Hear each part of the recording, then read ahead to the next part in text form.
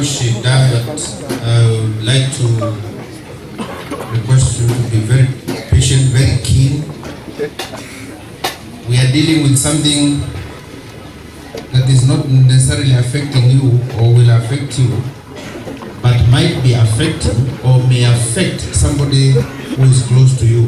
So this is just for information's sake, because we expect you to go out there and use that information to help other people. Like I said, and I want to repeat, madam, we are not saying that we have drugs at Nkubu High School, and that is not denial. We know the possibilities are there, but as at now, I will say we don't have drugs here because I do not have specific cases. Maybe after this, I might have. When I talked to these children lastly, I told them I've given them a general amnesty. And specifically those who might be having those problems or might have gotten involved in drugs of one nature or another, I gave them an amnesty. I told them, you are my sons, you are my friends, you are my students. I would want you to come and tell me something about it, so that you can see the way forward, because generally it is dangerous. And all of us must look at it from that angle. So I said, anybody who may have been involved, they are free to come and talk to me. So far, we do not have a culprit. So far, we do not have anybody that we can say we are going to condemn. But we know those temptations are there, and they will not affect grown-ups like us. They will affect our young children, the youth of this country, a very critical segment of our population. And that is why we are going to sacrifice anything within our ability. We are going to rope you in. We are going to ask you to plead with you to assist us fight that problem in our country. I said we might sing these songs like forever, but the point is change of attitude will have to come from ourselves as individuals. We can bring Susan here, we can bring anybody, we can even bring the Pope here. But if you are not going to have a change of attitude yourself, we will be wasting a lot of time. So it has to begin with you. It has to start with you. You get convinced, you convince yourself that this may not be the right thing to attempt to do. And then you go out of your way now to assist others. You find others engaging in the same or trying to engage in the same. You either use your wisdom or the information you get from people like Akina Susan or ourselves, your teachers, to help those other people. Please try. I know you are going to be successful. Thank you very much.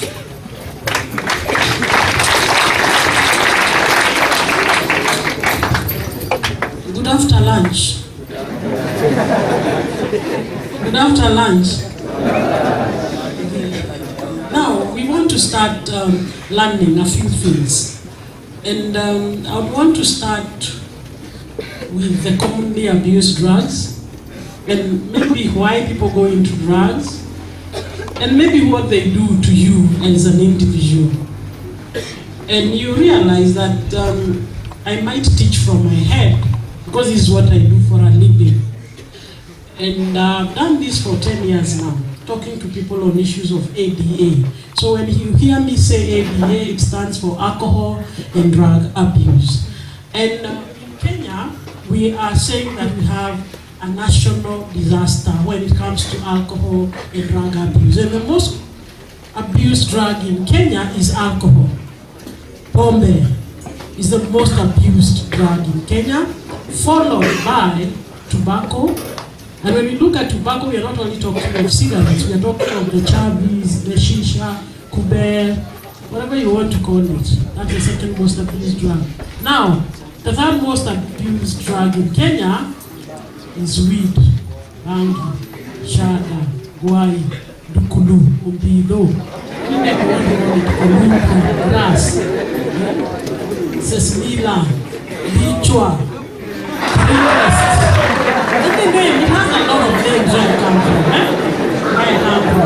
It is the third most abused drug in Kenya. The fourth most abused drug, I don't know when I'm supposed to be saying that when I'm here, but it is miraa. Is miraa a drug?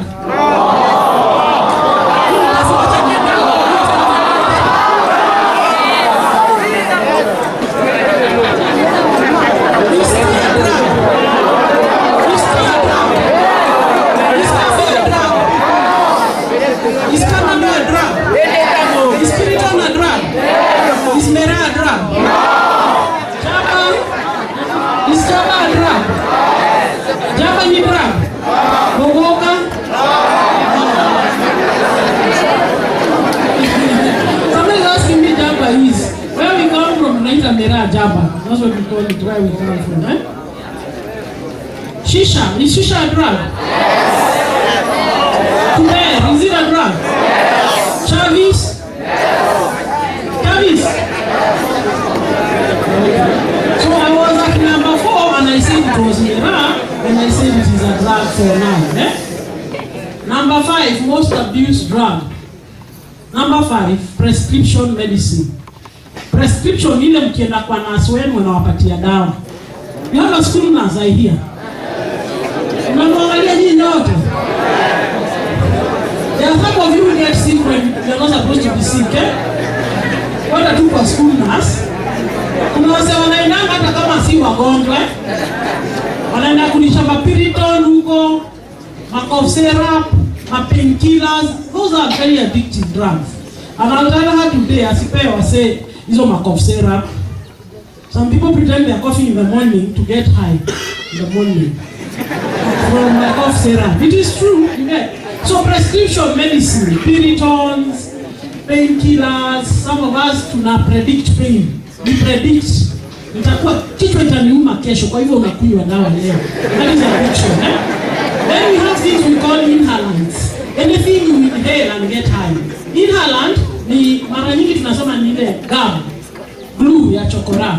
Where I come from, there are so many inhalants. From petrol to paint cleaners to felt pen to kiwi to kiwi. Sikunapo kuna wase wa kiwi. Wananusa kiwi saa yote. Sikunapo wana ni kiwa.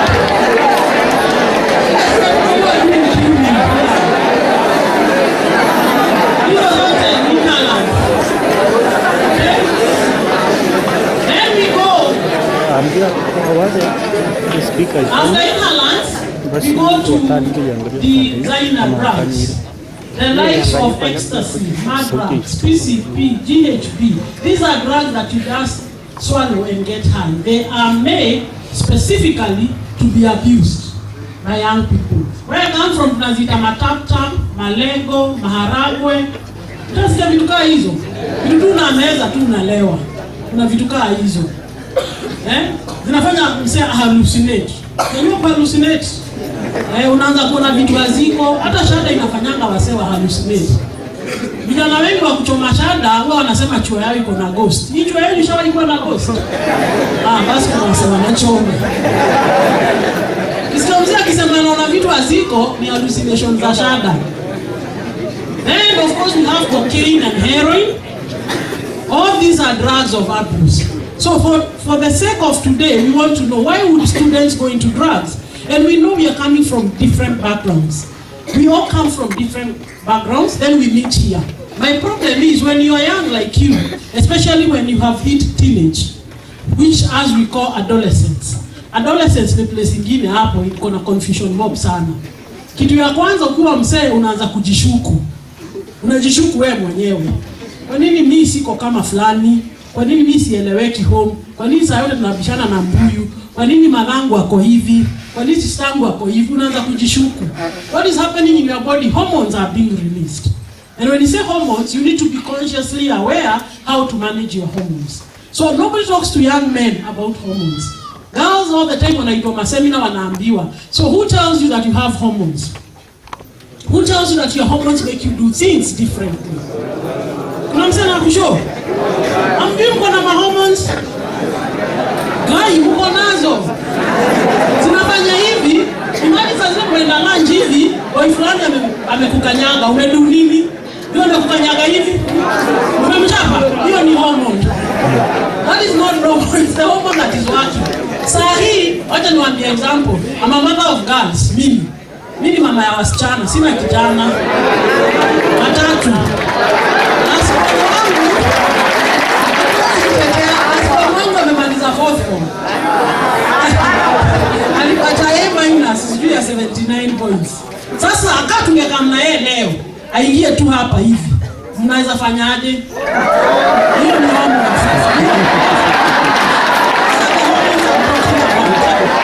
So you have hormones. Now hizi hormones zinaweza act positively or negatively depending of where you have come from. Assuming kwenu home, saa yote masa na mbuyu ni kubishana. Throughout saa yote. Wanabishana na huko. Mara nyingi how do you feel? Of course you feel bad. Unaona mimi kikuwa mkubwa nitakuja kuchapa mbuyu. One of these fingers. To mess. That is your growing up. Unaanza kuelewa vitu zaidi. There is a very easy way to know whether you are functioning normally as a young man or not. Who is the youngest here? For the sake of what I'm supposed to say. I got 12, I'm 13. I got 9. 15. How old are you? How old are you? Corey. Nasikia nanidanganya age. Hiyo ni hormones. Lying a lot, teenagers lie a lot. That is normal. Kawaida, and I'm saying this seriously, and you can ask your nurse after I leave. For you to know that your hormones are working and they are normal, what happens very early in the morning? Unaamka saa ngapi? 4 a.m. It is not happening. You are very sick. Well, it is not happening. There's something wrong with you. Those are your hormones. Okay? So even young men have hormones. Kujichocha sana, kukasirika sana, kuchocha wengine. Hormones, those are your hormones. So it depends on how you do with them. Normally we say young people are hype. You have a lot of energy. Mko na hype. Sijaka hapa sana but na imagine mko na lazima mkue mko na ngoma hapa mbaya sana. Ama unanga entertainment. Sasa hata na usiku iko. Ni usikiza nini mara moja? Maribi sasa hivi wekewe nini hapa uone kama mtabie. Unaweza kaa hivi na ridi vinapiga. Ama umekaa tu hivi. Unaangalia utaka hivyo? Atiweke tuone. So are you seeing what you are doing? That is hype. So I'm trying to tell you, with your hormones, you're already high on hormones. You don't need any. You don't need any chemical. Hivyo huko, you are already uko sawa vile huko. Actually, you're okay. So when you use drugs, you mess your mind up. Hakuna kitu kubadilika kwanza apart from your mind. I told you I work at Mathare Hospital. Every time I tell people I work at Mathare Hospital, including your teachers, they look at me differently. Wananiangalia wanashindwa. Huyu anafanya gedhara, yeye mwenyewe ako aje ndio afanye. Wanaanza kunishuku. Lakini pia kufanya gedhara inanisaidia sana. Leo morning nimetoka home 7. Na I was supposed to be here sijui time gani. So nikatoka home na hii 7. So of course speed ya gari una imagine umekuja na speed ya ngapi ndio nifike hapa 9. Nimekuja na speed ya 140, 130. Nikashikwa na karau. Tu nikikaa hapa. Wakasimamisha gari. Kuweka kioo chini wakasema, "Kai, wewe ni mama, unaenda wapi?" Unaenda wapi? Unaenda speed gani? Umwangalia tu, my hair is not helping. Sasa na check nywele yangu nasema kamamu. Sasa si nimeshikwa. Siwezi pigia polisi kumwambia nimeshikwa. Unajua nini imenisave? ID ya job. ID yangu ya job imeandikwa Mathare Hospital.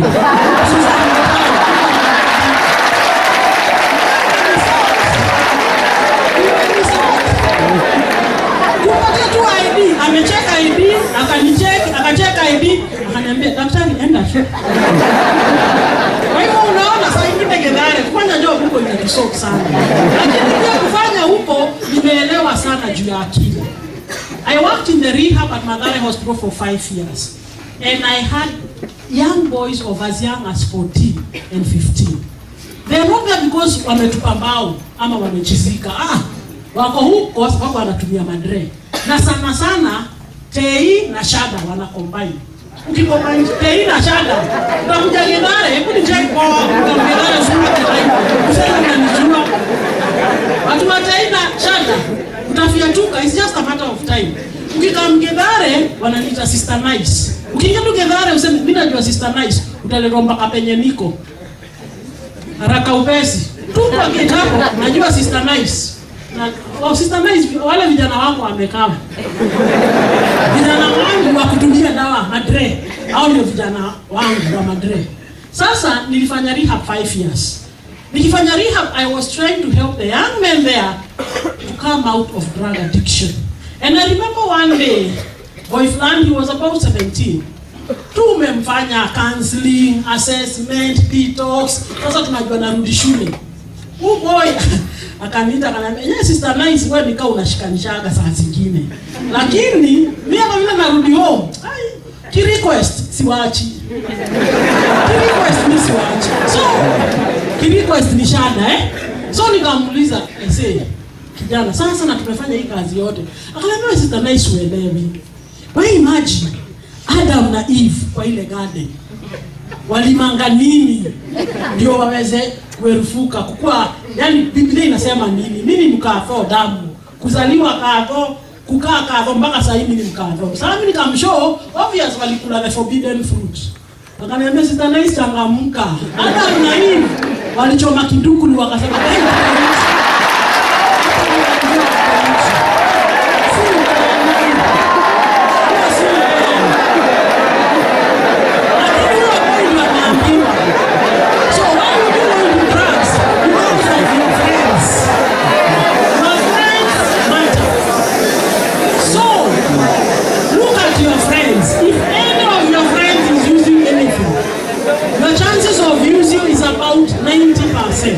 ikiwa best yako ni washada hata wewe utachoma tu. Ikiwa ni wa makali hata wewe utatumia tu. Ikiwa ni wa machavis, you will do what your friends are doing. And I still go back to peer pressure. And I still go back to you want to fit so much. For young girls, girls are funny. My daughter has a friend alijua sijui ako standard 3. I still see that girl in my house even today. Friend best moja kutoka class 3 wakaenda different high school, bado urafiki iko, wamemaliza high school bado urafiki iko. Look at your friends, you guys, ukifunga chuo kila mtu ni best yako huko kwa mtaa. Ukikutana na boy fulani sasa unaitwa mnakuwa mabesti.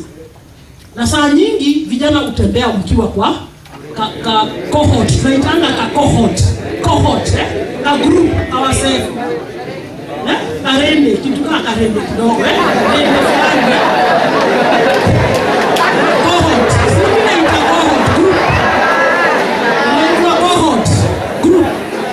Ikiwa hiyo group ni wase wa TI, hata wewe utakuwa wa TI. Ikiwa kwa hiyo group ni wase wa nopo, hata wewe utakuwa mse wa nopo. Nopo ni nini? Ni pono. Acha niwaambie. Afadhali addiction ya dawa za kulevya. Stories za dawa za kulevya tunakuleta Gedare, tunakufungia miezi 3. Ati miezi ngapi? Kata mzima. Lakini kwetu Gedare hakunanga midterm, unakaa tu yote. Hakuna midterm. Tukikuweka huko hautatumia dawa. We are sure you are not using. Shida ya nopo, kila msee yote ashawahi ona nopo. Vile nimesema tu hiyo jina nopo. Umeona vile hizo kapita zinakaa mzikiwa clear kwa brain. Umeziona? Unaziona? Si unaziona? Hiyo ni mass addiction and drugs. It is the worst I know. Kujaribu kutoa mtu kwa nopo is very very hard. Afadhali drugs, nitakupatia detox, nitakutoa situation kwenye drug iko, nitakufanya counseling, unaweza acha. Lakini nopo ina in your brain forever. Haisa itoka. So look out for your friends. Look out from the family you are coming from. Nimeona vile akina Emily unabeba mabesti wangu wamekaa hapa tu wamepita sana. Nilikuwa najiuliza kwa brain yangu, ningekuwa nyinyi, niangalie huu msee ningekuwa nikijiuliza, na nikisia ikiwa ni mimi niko na hiyo nitakuwa nikifilaje. Hivyo ndio mtu kujichocha. Hakuna mtu mjinga. Sisi wenye tumesomea akili, hakuna mtu mjinga. Ujinga inakujanga tu kulingana kama uko motivated ama wewe si motivated. Kwa hivyo siku fulani tukapelekwa majuu kwenda seminar ya Madre. Tukaenda sijui UK, sijui kulikuwa kunaitwa nini. Huko ukienda ukiwa black kila mtu anazubaa kukucheki. Ukiwa black unashindwa sasa wewe yaani wanashindwa kama wakikutana kutatoka blood ya red ama nini. I don't know how they feel. Sasa tukafika huko seminar for 1 week. Professor fulani akakuja hapo mbele akatuconvince ati sisi wenye tunasomea akili na addiction, we should understand that the brain is very complex. Na kama tunajua mtu anajua kuongea more than 3 languages, already that person is a genius. Kwa hivyo akatuletea maboy wa huko. They were about between the ages of 15 and 19. There were about 20 of them. Akatuambia, these are our geniuses. Nikamuuliza professor, what do you mean? Akaniambia, these boys talk pure English, pure German. No, wako majuu. Pure German, pure English, and pure Spanish. So if they can take 3 languages in their mind, it means they are geniuses. Nikamuuliza, excuse me professor, it means if I can talk 3 languages, he said, whatever they are, so long as they are 3 and your mind can separate 3 languages, you're already a genius. Nikamshow basi professor, wako ni 20. Hebu kama Kenya. Nikulete tu youth wa Kenya tu poa vizuri. Nikamwambia in my country, our people, our youth, they talk 4 languages. Mother tongue, depending on where they come from. They talk English, which is the national language, they talk Kiswahili, and they have their own language share. Meaning the Kenya youth are double geniuses. Those people there, they know you are sharp. So what do? Wanawachocha to bring your IQ chini. The easiest way to bring anybody's IQ, Madre. Na si ati Madre kubwa TI. Every time you take alcohol, your brain cells die in millions. Not in thousands, in millions. Hebu check wase wenye mnajua anakunywaga pombe, angalia grades zao. Si mimi nasema, anaanza kwenda chini. This wajuu. Unakam leo, sijui mtu. So you're losing your brain cells. Weka shada juu. Wase wengi wananiambia, sister nice, shada ni hapo, inamea, inanga machemical. Bangi has over 2,000 chemicals. Over 2,000. Inamea nazo. Ikimea. Hakuna inaongezagwa. Na wenye tumechoma, unlike your principal, I come from a different world. Najua principal anatoka world yake. Mimi natoka world ya Madre. Nisimame hapa, niambiwe ni mention wase wanachoma. It won't take me 5 minutes. It won't take me 5 minutes. Atkai, tufanye.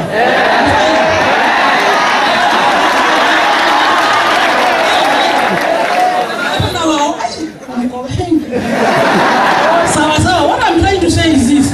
Every time you take that thing, what is being affected mostly is your mind, is your brain.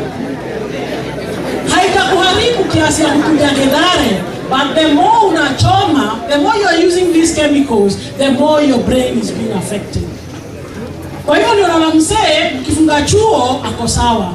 Mkienda saa zile mnaenda home, nafika pahali mnanunua makali zenu, mkikunywa, alikuwa best na alitoka chuo akiwa sawa. Mkianza kukunywa, anaanza kuwa na kelele mingi. Kelele inatoka wapi? Anaanza kuuliza, unanijua? Nimekukosea. Hiyo imetoka wapi?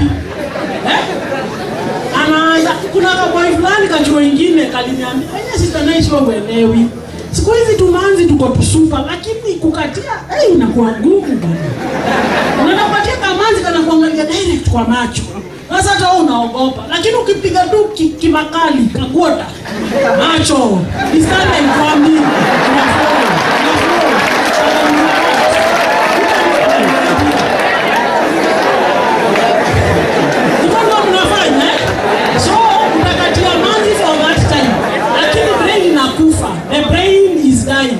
so what is happening to your IQ? It is going down, slowly but surely. In my 10 years of working with people with addictive disorders, nimeona watu wana perform sawa, and we are saying everybody is bright. Hakuna mjinga. Ikiwa nyinyi ni double geniuses, you talk at least 3 languages or 2, you are still very sharp, but hauna motivation.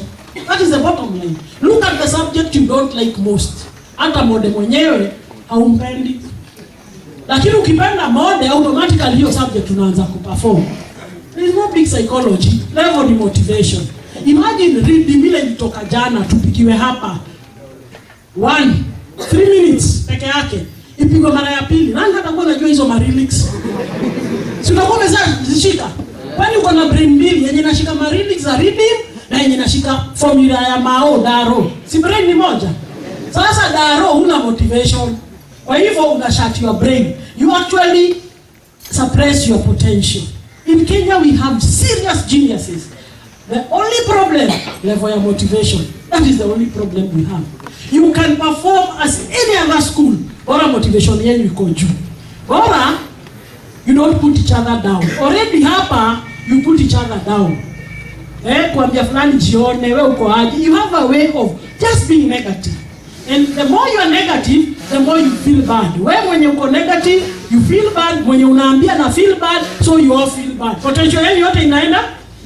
And I realized that because when you say something about the guy who got an A, atakuwa anaongea sana.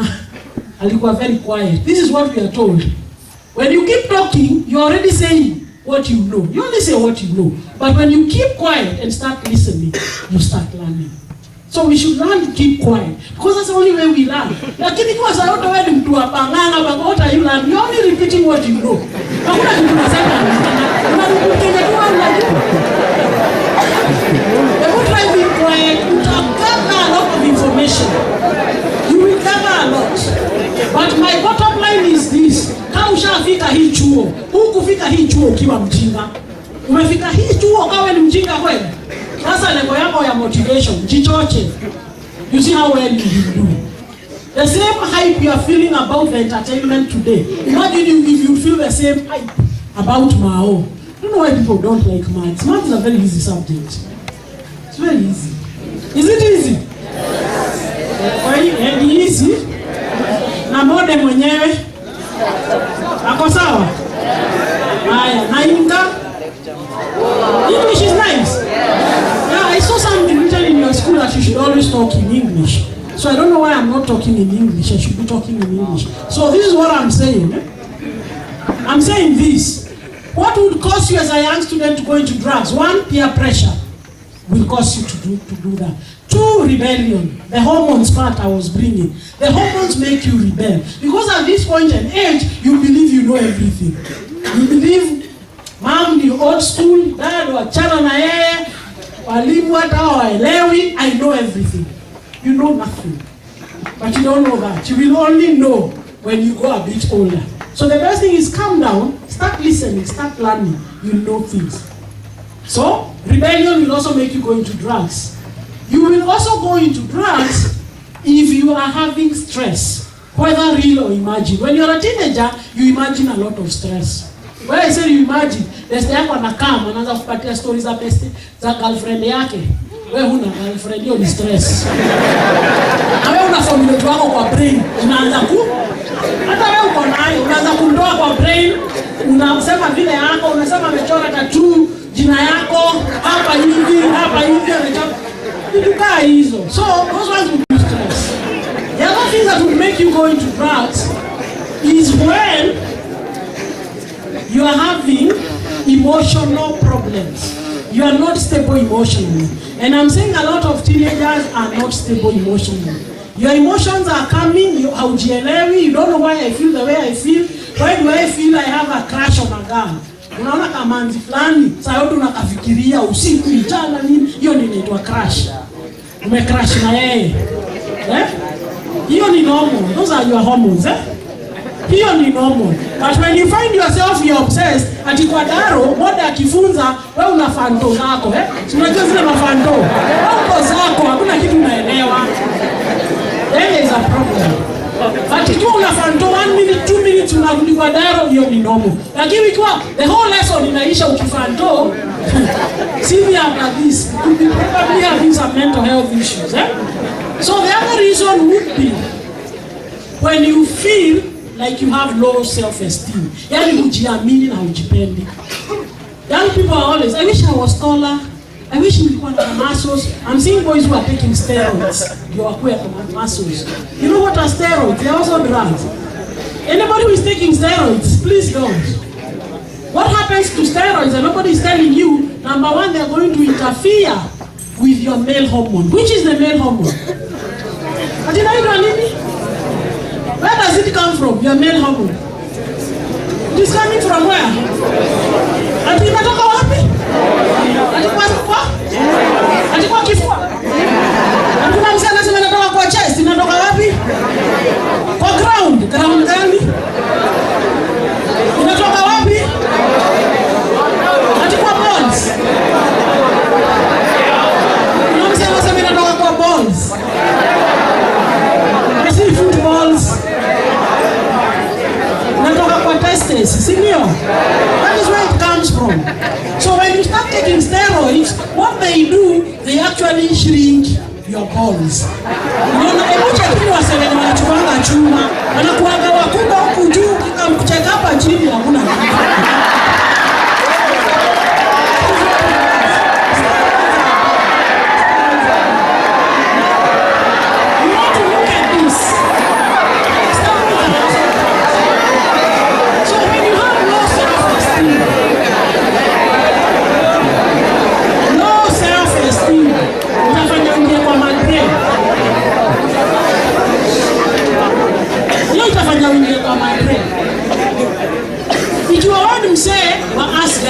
Tumebebwa. Tufanye hivi sawa.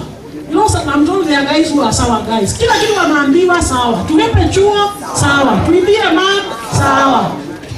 Tuende kwa mama pima sawa. Tuchonge daba sawa. That means hauna msimamo. You are not assertive. You are doing what everybody else is doing. Chances of you using drugs are almost 100%. There are very other many causes, especially coming from the family. Ikiwa mbuyu ni mzee wa teisa yote na vitu kama hizo, ukiwa mtoi unasema sitaikunywa kwa sababu ni mbaya. Ukianza kufika hii yeye tunasema acha hata mimi kunywe ndio nijue vile mbuyu usikia. Azia amewasha. Unajua mbuyu waongei sana, lakini akipiga tai zake ndio anaanza story. Vile walikutana na mama, vile mama alikuwa anamsupa.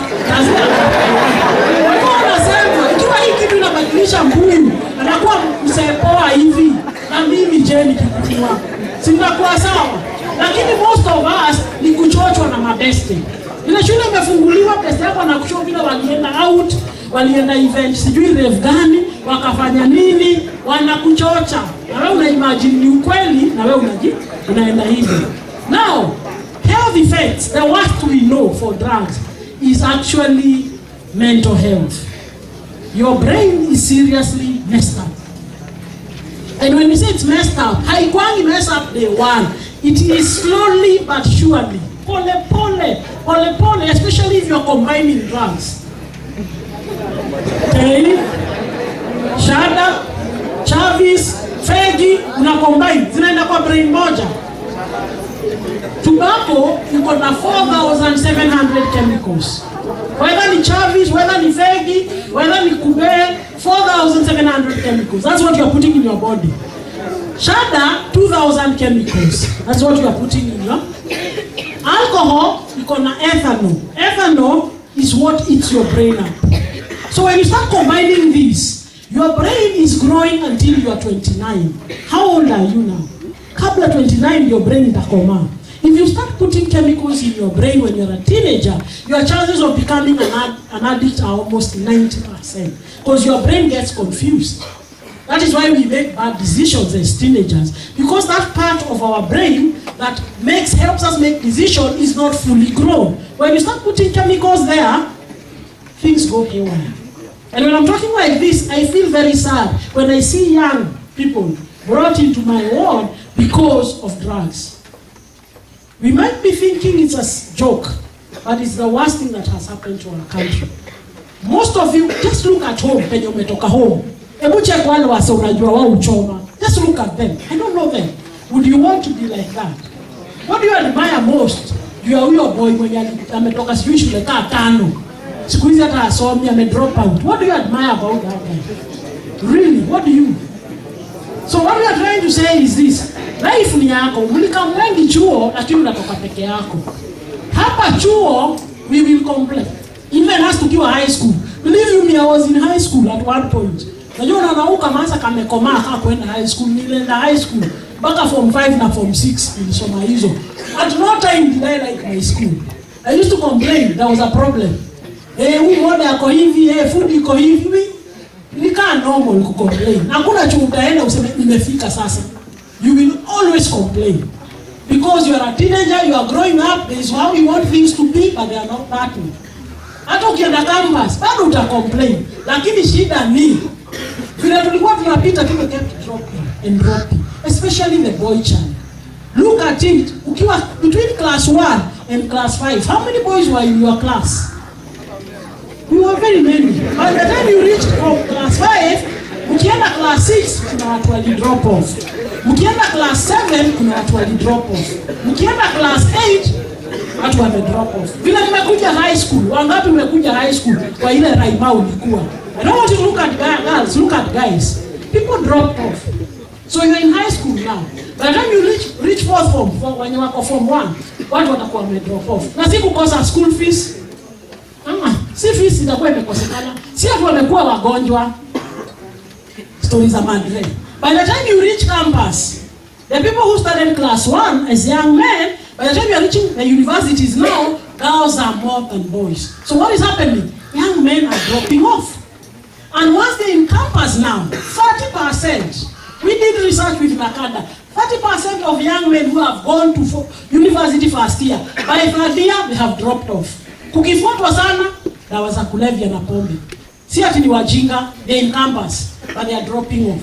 Now, as they are dropping off, ukifika workplace, wamefika workplace. Sasa, at workplace wameanza kupata do. Wanaanza kuonja tei hapa nini. This is the life. As we were coming this way, tumeona accident 3.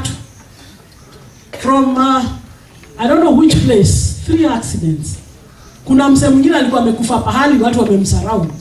But you could still smell alcohol from where we were. So you knew. However he died, alcohol was involved. This is a guy ameingia nyuma ya trailer ya pombe. Na gari yake ni kanta. Ameshikwa hapo ndani, amekatakatwa, hajui hawa wanajaribu kumvuta atoke, obviously hawezi toka. So what are we trying to say? Young men are dying. And why are they dying?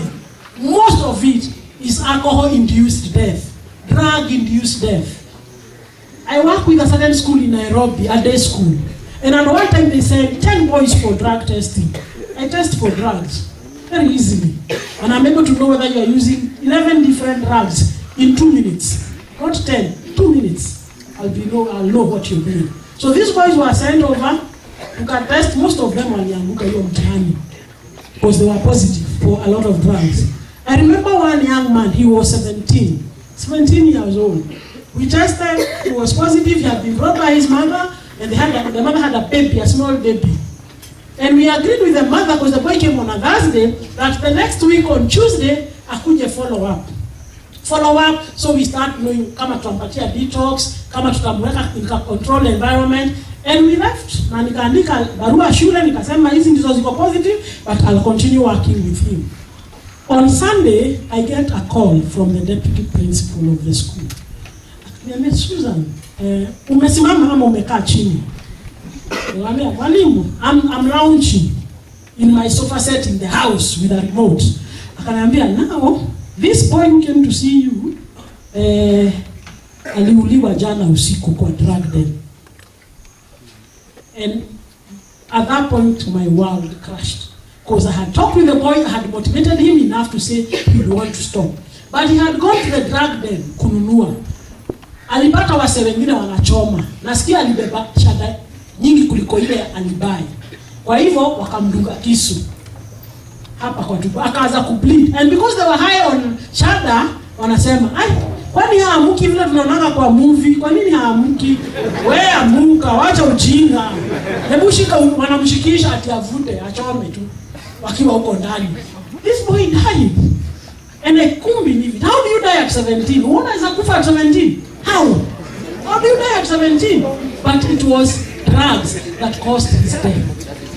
So lazima unaenda huko kwa pedi kuchukua mashada zako. Mkichoma. Mimi kana vijana wakichoma. They choma in front of me, hawajifichangi. Kwanza nikienda huko kwetu Kosovo. Atiyeje sister Nice umekam? Ndio sisi hapa. Marizla, wako na marizla zao. Wanachambua, wanafunga, wakichoma. Wakichoma mimi wanafanya hivi. Lazima wanafanya. Sasa sijuangi kama ndio brain ama ndio wapi. Lakini wao alafu ananiambia colors zinaanza kuwa tamu. Unaona ile red vile imekuwa tamu. Unaona ile green vile imeshika. Kwa hivyo alikuwa ananishoacha zako sister Nice. Unacha kila tree. Amshow. Kofa. Wani ile tree sister Nice. Wani yoko kanest kako hapo. Wani yoma tatu mayai tatu iko ndani ya hiyo nest. Shada inafanya one farthest. Bwana show. Sio shada inafanya one farthest. Unapata hallucinations. That is what we call them. You hallucinate. But what I'm trying to say is, being a young man in Kenya, it is dangerous enough. Being a young man. Now, where are drugs due? How long do you think you have? How long do you think you have? So as a young person, think very deeply. The high, you'll never get higher than that. Kwa hivyo, stop looking for a higher high. When tunachoma, hakuna high ingine. There is nothing beyond that. You ulisikia, that's it. Nothing beyond that. The worst thing you can do is getting addicted. Uanze kuimagine you cannot live without that drug. Then it becomes a major problem. So for me, as much as I'm a mother of girls, I have serious issues with the boy children. And I'm losing them left, right, and center. And we are saying when it comes to alcohol and drugs, young men are easily influenced to using than girls. Girls, huwa wako na tuswali tungine. Si unatujua? Unakatia anakuuliza kwa nini? Unaweka tena unakata kwa nini? Tena unaona saidi anaingia box. Why? Unaboeka. Unasema hapa na restyle unaenda zako. Lakini vijana akiambiwa kitu sawa, hana stories za kwa nini? Ni sawa. Kila kitu ni sawa. So what I'm trying to say is grow your own personality. Know what you want. Tafuta kenye unataka. Wacha kubebwa na maristo hapa za movie, sijui porno gani mliona, sijui design gani mliona. Hizo ndio zinakubeba. Hakuna kitu kingine unafikiria. And that is why you separate the men from the boys. There are people who are 40 years but they are still boys. There are people who are 15 but they are men. Serious men who know why they are here, what they are doing here, and what they will come out with here. Those are serious men. Okay? Now, naona time inaisha. Naona kama mmechoka. Mmechoka? Naona vibaya? Sioni vipoa?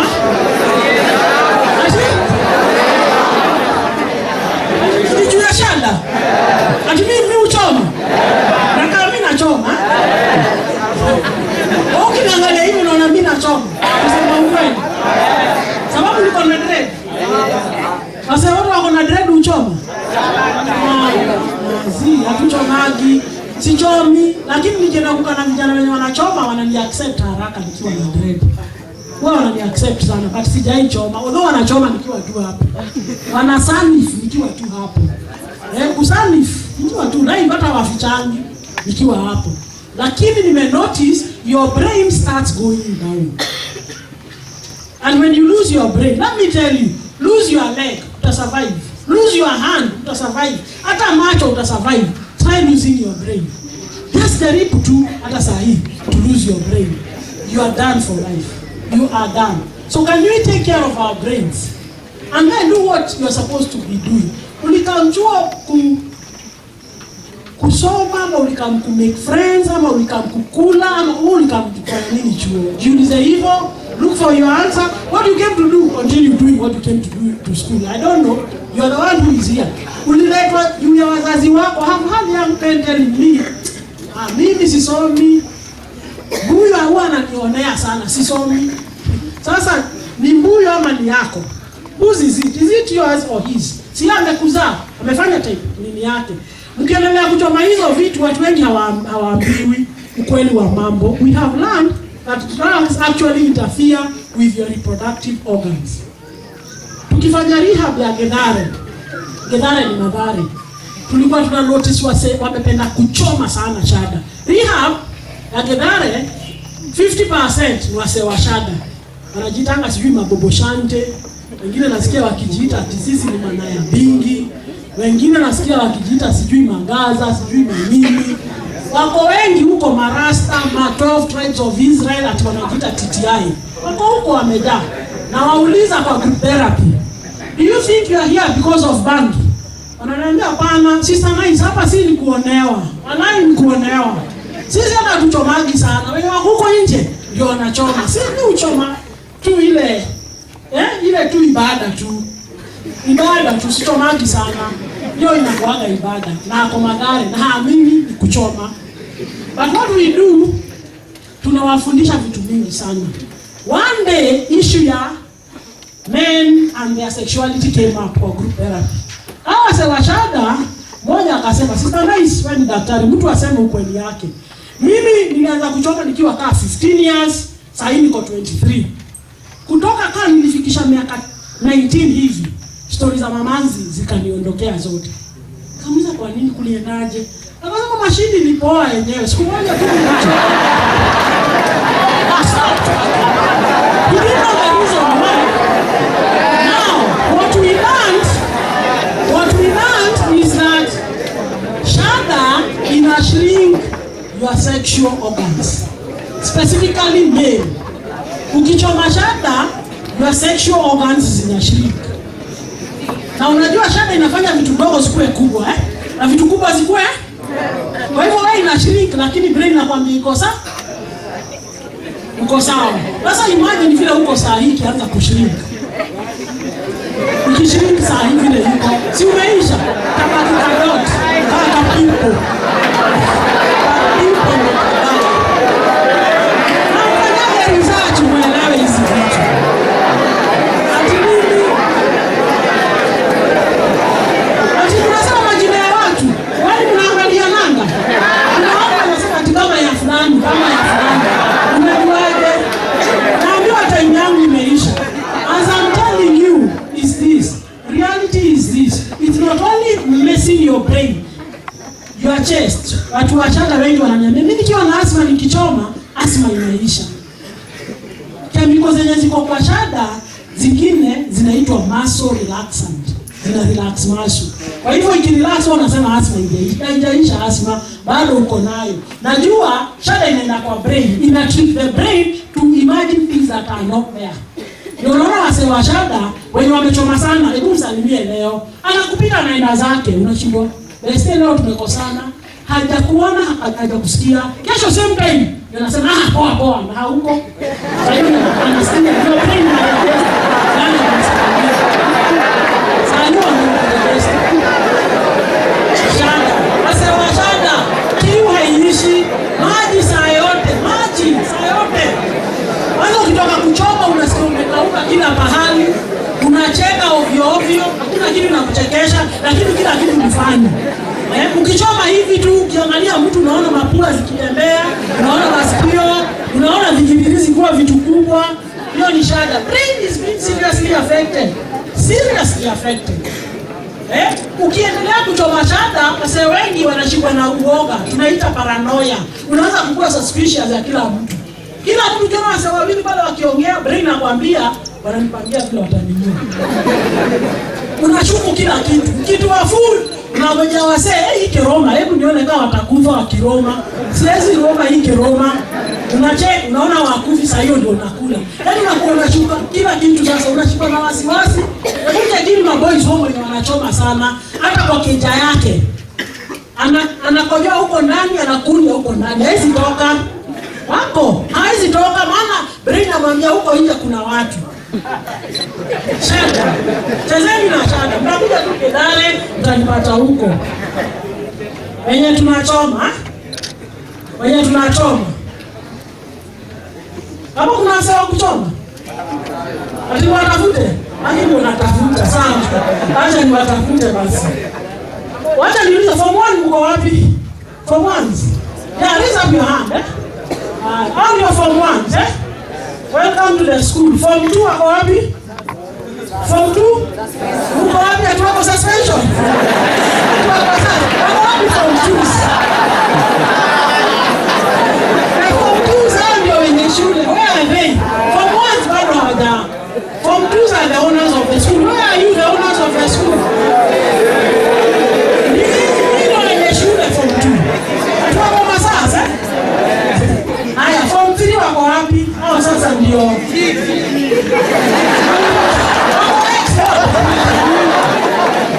Form 3 works. No, form 3 are supposed to be serious now. You need to change your attitude from ile ya suspension, eh? Wacha kupewa X ama G. Na wa fourth daro. Ati wako daro. Unaona uongo ya hormones. Unaona those are hormones. And because of that, nataka nifikishe hapo niite job akuja waongeleshe. Sawa sawa?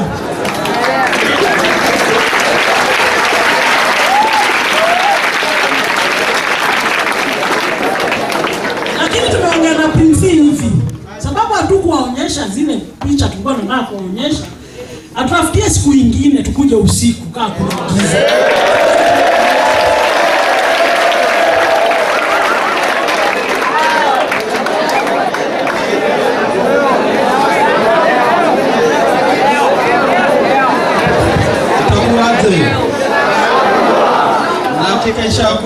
I'm Dr. Jumaina. I work as a clinical psychologist. I am a VTech.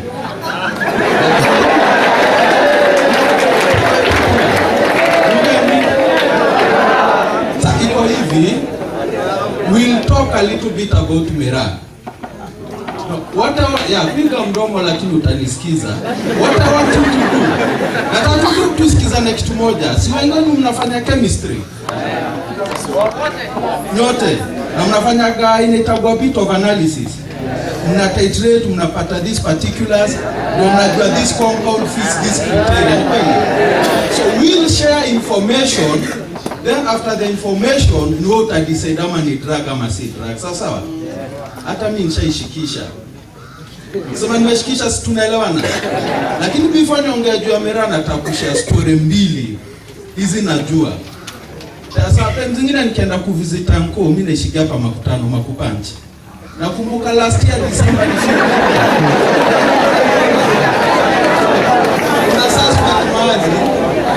nakumbuka last year nimetoka after Christmas narudi Nairobi, niko hapa mbele, dere hapo pande hii, niko katikati. Tulikuwa na jamaa hapa. Wewe tunafanyaga nini? Amechana, sisi tunasema unashikisha. So unajua veve Ameru kikula unatupa kijiti nje. So ameshikisha alikuwa na Facebook, ikafika mahali akamaliza kula akaweka kijiti kwa mfuko. Simu akafanya nini?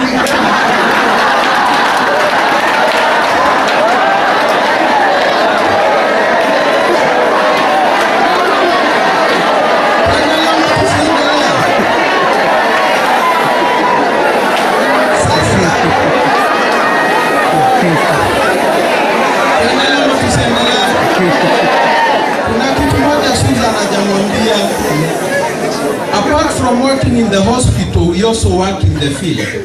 Saa zingine ili you reach drug user, you go to the den. One biggest problem na watoto wa Meru wengi wanapotelea Tiru. Si mnajua Tiru? Please ukienda Nairobi, college Nairobi achana na Tiru. I've seen a lot of young Marian boys wametupa masomo juu ya Mera. And I remember we also did, kulikuwa na operation ilikuwa inafanywa with the anti-narcotic police. So Mariamu imekuja imebeba vijana. Si unajua Mariamu? So vile wamebeba, tumefika place, askari wameshuka, wameacha askari moja amelinda wasee. Kumbe kwa lori ndani kuna jamaa anashiki kake kameshika, so jamaa kaamka akaenda ametoka lori. So huyu karawa anashindwa nikimuendea, so wengine watahepa. Akasema bahati ya jamaa. So akaachilia jamaa akaishia. So wale askari wengine walipokuja, si lori napigwa engine iende. Wakaona jamaa, kumbe jamaa hajahepa. Jamaa amepinduka na anambia simama. Kumbe alikuwa anaenda kununua Big G.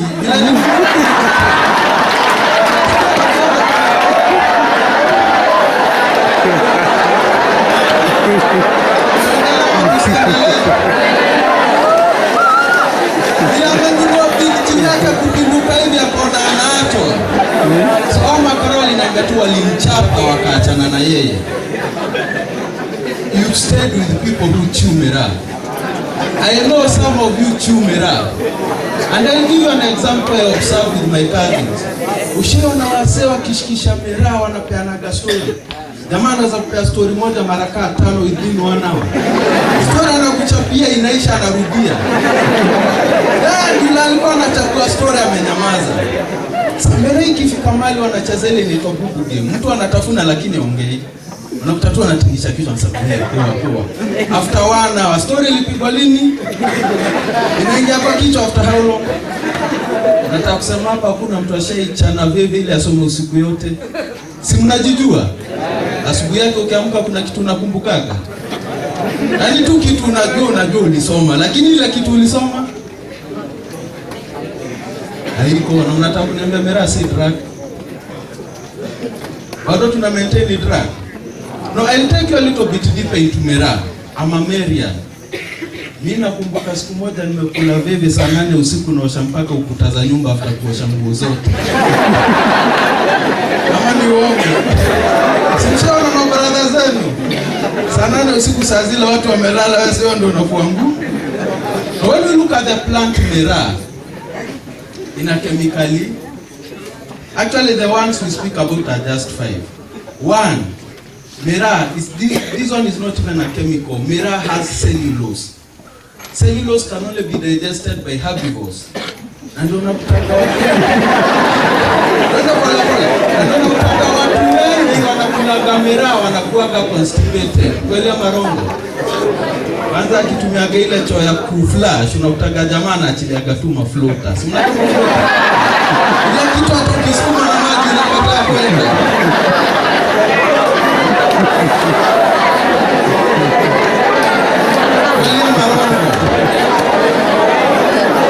Na sasa ndio nakutaga msewila anakula veve, si ndio anamtumiaga Big G ama njugu, si mnazitaga tools. Nikupatia reason ya 3 kwa nini mirror ni drug. Nataka msema ameshikisha veve, ameweka hii kitu inaitwa aje? Ameweka taxi. So ameweka vijiti 3 hivi akona hii taxi nataka Big G. Big G ameishika hivi anaiangalia. Lakini anaitafuta kwa mfuko. Lakini bado ameiangalia. Anaenda ananunua nyingine, ni kweli? Akiuma ndio anaona na Big G nyingine. Ndio na vitu kama hizo. Sisi ndio ulizo. Hakuna mtu alikuwa anakula njugu kwa mkono bado anitafuta. Now, this is what I want you to look at. Now, Susan told you about the aspects of a drug. A thing qualifies to be a drug if it alters the functioning of the body. Tuko pamoja? Sasa hiyo saa zile unaangalia kitu hivi na uioni hiyo ni nini? Tuko pamoja? Secondly, ile kitu inapeaga mirror rangi yake, unaona kuna ile mirror inakuwa red. Kama gani? Kangeta gani nyingine? Saa gani nyingine? Karama, tukienda kwa mogoka gani? Kuna mogoka ya Kivoe. Kuna ile ya na huku hivi si ya Kago, ya si ya Kago inaitwaje? Ile wanaitaga maini, ni kweli? Unaona ukia ile rangi, ile kitu inapeaga mirror rangi inaitagwa tannin. Just go Google what tannin does. Tannin is used in the preservation of leather. And unafutaga in most cases some people who chew mirror watadevelop vidonda huku. Mshini notice watu wana vidonda huku. Ama unakuta hii lip imepia. And tannin by itself is cancerous. For some people, if you come from a family with a history of cancer, chewing miraa, especially for men, leads to stomach cancer. Sawa? Lakini ile kitu inafanyaga unatafuna miraa inaitwa cardinal ama cathein.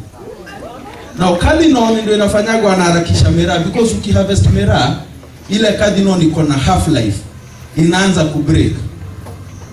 Na hiyo cardinal ndio inaitagwa. Sasa kwa visikizi ukienda mtaani vijana wasemaga wameenda kuchonga, nasemaga wameenda kujenga gorofa. Sijui kama tunaelewana. Ni ile design unakuta mono akianza kukula veve saa hii, tuko kitu saa 9. Ikifika saa 10 si yako form. Sijui kama tuko pamoja. Ikifika saa 11 si hata atapata ya kitu 86 points ama kitu kama hiyo. Mogoka ni mbaya. Mogoka kwanza unapataga PhD hata kama hujatoka pale market. Na ndio nakutaga shida moja na young people, and this is why I discourage, especially my Marian brothers. Miraa kills ambition. Because miraa makes you live in a fantasy world. Sasa ile umekula miraa unapeleka Mercedes Benz. Kweli muongo? Unadhani kiangalia hivi na watu wale wanashikisha vipi? Labda hata kuna mmoja hapa holiday alikuwa anapeleka Range Rover. Ndio hivyo. Alafu narudi unaamka kwa nyumba ya matope. Especially for young people, it kills it. Sawa? Now, and I want you to listen to me very, very carefully, because kuna kitu moja Susan amemwambia, and you are not careful. Between the ages of 9 to the ages of 24, puberty is taking place. Now puberty, you won't even look at many angles, we look at even 3. 1, brain yako ina differentiate rules zake. Tuko pamoja? Apart from testosterone, there are hormones we call androgens. Those are the sex hormones. Ni kweli? Nasemaga wanaume sana rika yenu umebarikiwa. Uko na alarm clock. Hilo inakuamsha? Sio mshaambiwa? Now, ukitaka hata nitakupea specific. Sana chunga mogoka. Tunamtanzia akishikisha mogoka yake anasikia kukojoa. Lakini akienda kukojoa nini inafanyika? Kwa lugha mtaa tunasema unashusha. Unakuta badala kukojoa mkojo unakojoa nini? Unaachilia njoti. Tuanze kweli, kama kuna mfashen kula mogoka vizuri. Nadanganya. Wacha nikupatie a different example. Tuendelee ama tusiendelee? Unakutaga ukishikisha bebe. Na kwanza hii unajua mwanafunzi anaga pesa, anaendeaga mera nyingine tulikuwa tunaita kata. Si unajua kata? Ama ile inaitwa kibweshe. Ile ya kifagio. Si unaona kwa ukitafuna hiyo mera wakiamka asubuhi umefanya lesson kama 3 za geography. Umechora kama map ka Afrika hapa. Sijama tunaelewana? Now what miraa does, it overexcites the sexual and reproductive system. You find that people starting having infrequent passing of sperms. For a man, simshatairi, you should not pass sperm without a corresponding erection. But in miraa, unakutaga tu uko raundi zako unatembea zinafanya nini? What do you research? Sasa challenge nyingine. Tuendelee ama tusiendelee? Na challenge nyingine tunapata na miraa. Unakuta siku hizi watu wameanza kutumia pesticide na fertilizer kwa miraa. I don't know if you've heard about it. They're using pesticide and fertilizer on miraa, which should not be the case. Manure si mbaya. Lakini unaona na fertilizer condition moja tunawapata ni ile inaitwa testicular atrophy. Unakuta makende moja inafura.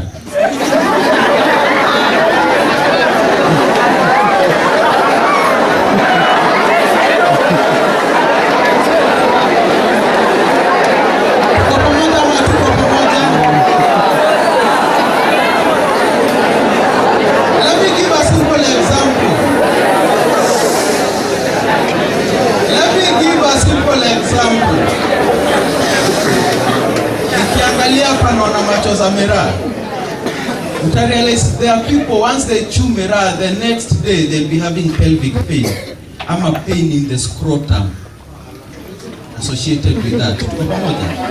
So one of the things kila mtu anaweza mwambia, you according to your age, actually since you are 24 years and below, you cannot be able to use any drug, because the biggest problem is that once the drug gets into the brain, it will alter that maturational process.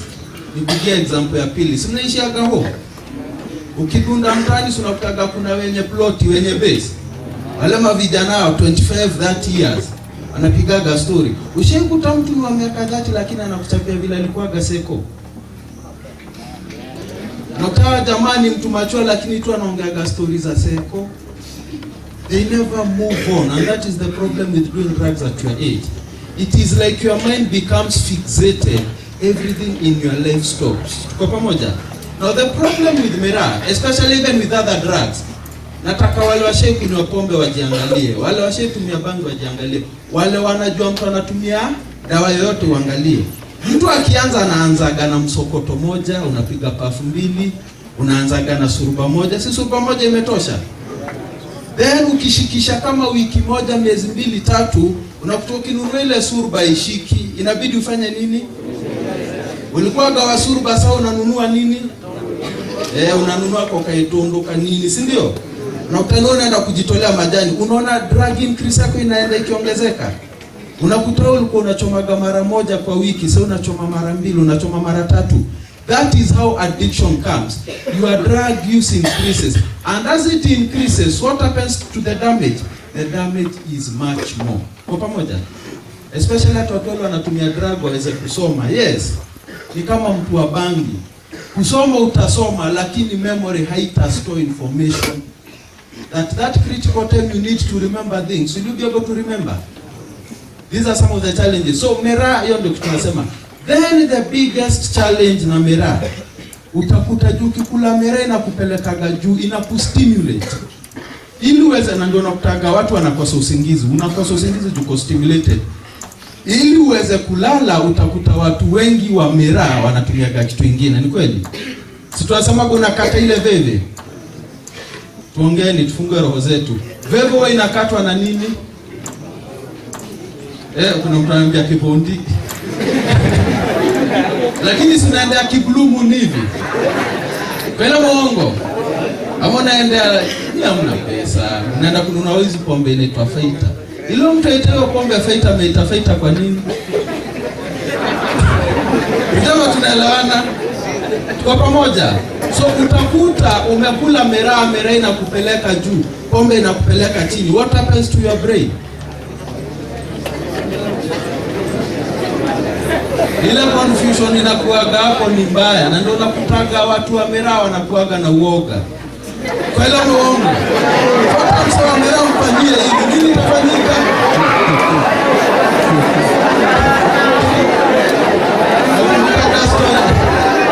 Usidharau miraa. Hiyo kwa makutano nishai. Hii kitu nakupiaga mind moja. Tunakumbuka kuna beshte yangu alikuwa anakula bebe lakini anavuta fegi. So tumemsindikisha, tumemfikisha hapo makutano, si tumerudi tumekaa kwa pesa. So jamaa vile alikuwa anaenda hivi akitakuwa sigara, upepo ikakuwa mingi. So yeye akapinduka hivi. Akawasha fegi. Ila aliasha fegi akasahau kupinduka. Yeye akarudi. So jamaa anakuja anatupita. Tunamuuliza, "Wewe inaweta?" Anatuambia ameenda nyumbani. Nyumbani kwao ni wapi? Amdea na vitu kama hizo. Alafu niambia kitu ndio nataka kwa akili na uwezane na masomo. Itawezekana. Lakini la story nilikuwa nataka kumchapia ya mwisho ya veve, nakumbuka hao walikuwa kama boy wawili. Unajua vile mnaenda kushikisha veve kwa maduka. Ikifika saa 6 saa 7 unatema veve yako, unaanza kuishia home. Sasa wale wakiishia home wanachapia na story. Kafikia mahali mzee akaamua kunyora. Sasa akaenda kunyora. So bishtaki anaenda pole pole. So huyu jamaa akaanza kumkujia. So jamaa anaangalia nyuma, anaona kuna jamaa anamkuje. Si jamaa akaongeza speed. Huyu jamaa mwingine akaongeza speed. Jamaa akaanza kukimbia, huyu mwingine akaanza kukimbia. Wacha jamaa apige nduru, anasema anafukuzwa na wezi. Na kumbe ni mwenzake anafanya nini? Sijoma tuko pamoja. Now, if I speak about addiction, some of you people won't make sense of it. But let me speak of something simple. Kitu yoyote unaona ina confuse brain yako to that extent ati wewe mwenyewe hujijui, then hiyo si kitu ya kutumia. Sawa sawa? Because kitu moja tumenotice na watu wa miraa, ukikula miraa sana ina kill senses za mdomo. Unakuta hata ukitafuna ile miraa ina ladha yake. So unakuta watu wanaanza kutafuna miraa na karafuu. Nini nyingine wanatafunaga nayo? Iliki. Tuko pamoja? Then unakuta ile karafuu na iliki haileti shangwe. We've seen people in Garissa and parts of Isiolo. Ile miraa natafuna na mosquito coil.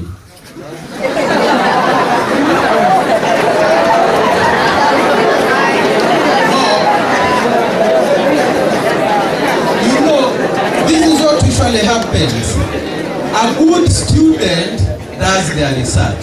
Secondly, then when you look at the teachers will expose you to an opinion, and that's why you are given assignment. So that when you do the homework, you grasp the concept. True or not? I know you guys have phones. Mkienda home angalieni. Ndio tunasema tukikuja jioni tutakuja na hizo video. Mtaziona, usiseme ulikuwa unaambiwa. People start chewing miraa with small. Umeona watu wakitafuna miraa na tutablet tudogo twa yellow. Sijoma umeona? Wanaanza kutafuna miraa na piriton, ama unakuta mtu anatafuna miraa na mara moja. Then anatoka mara moja anaenda malaria queen, then anatoka malaria queen anaenda mosquito coil. Let me ask a simple question. Place ile umetoka, kuna jamaa unajua ametupa masomo ama kazi juu ya miraa? Fungua macho. Hata hii shule kuna, by the way, last time we were dealing with a very stupid case. Kijana amekula veve, yeye akaamua afanye chemistry imletee shangwe. Akona afanye. Instead after ingia andike jina yake kwa exam paper, he ignored the paper. All these other papers, the one is performed poorly, he has a B-. Lakini chemistry akona. Why is it a why? Can he get results? Sijoma tuko pamoja? So these are some of the choices. When we look at tobacco, kuna ile sigara ya kawaida. Ile kiraikwa mafegi, huku sijui mnaitagaje. Then kuna ile tobacco tunawekaga kwa mdomo. Chini ya ulimi ama chini ya lip. Tunasemaga mtu ana chemba. Mtukaa kina kuberi. Unajua kuberi? Kuberi kuwa mnahitaje? Kuberi tu.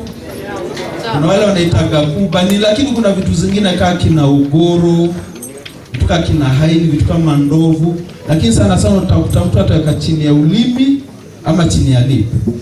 Lakini juu unajua mshaika na watu wanatumiaga kubera. Ushaona msha akitumia kubera na anaanza kufanya hivi. Au unaona anatoa makogo. Kuna msha nimekuza mahali. Amona chakula jamaa anaanza kufanya hivi. Sio vumbi anapanguza, tuko pamoja. It induces severe hallucination. Mtu anapata vitu tunaitaga tactile hallucination. So yeye anasikia vitu zinatembea kwa ngozi. So yeye akifanya hivi anafanya nini? Anazipanguza. Nayo ni dalili moja wenda wazimu. So unaona kwenda wazimu akitupa nguo. Anatupa ngojo anaona hiyo nguo iko na chawa. Lakini chawa nani anaona? Wewe ile pakiti ya kubera ukakula nusu at one go you die. More than 1 milligram of tobacco kills you. It relaxes your muscles until you are unable to breathe. You actually choke on your own bodily fluids. Kubera, unagavili unashikaga hivi unaweka hivi. Then ukiangalia kama tobacco is one of the leading causes of cancer. From throat cancer to lung cancer, lakini sitashindania na hizo. One of the major, because hapa naongea na wanaume, ni kweli? Na raha ya mwanaume ni siku moja kuona photocopy yake. Kweli ama uongo? Tuongee ukweli. Sasa sikiza. Then naona with all due respect to the nurse, ukaona nurse akipita ile anasindikishwa na macho karibu zote. Na mumulika. hata nikimention unamwangalia. Ni kweli? It is a normal reaction. True or not? Now, twende pole pole. Unakuta, this is what I want to focus on. When you take tobacco, most of those 4,000 chemicals you had Susan speaking about are usually deposited on the skin. And unaona ukiangalia vidole za smokers zinakuwa rangi gani? Kuangalia pia za miguu. Now, you are grown ups. Sex for the man is about blood. There is a major vein in your penis. Ikipump damu ndio unaona mzee anaamka kuangalia majuu imefanya nini? Kama tunaelewana. Now, tumia tobacco too much, in most cases those toxins are deposited even in the skin cells around the penis area. So what happens? Nakutaga tu jamaa na mkaga kidogo alafu anarudi usingizi. Sijoma tunasikizana. Actually the use of tobacco, tuendelee ama tusiendelee?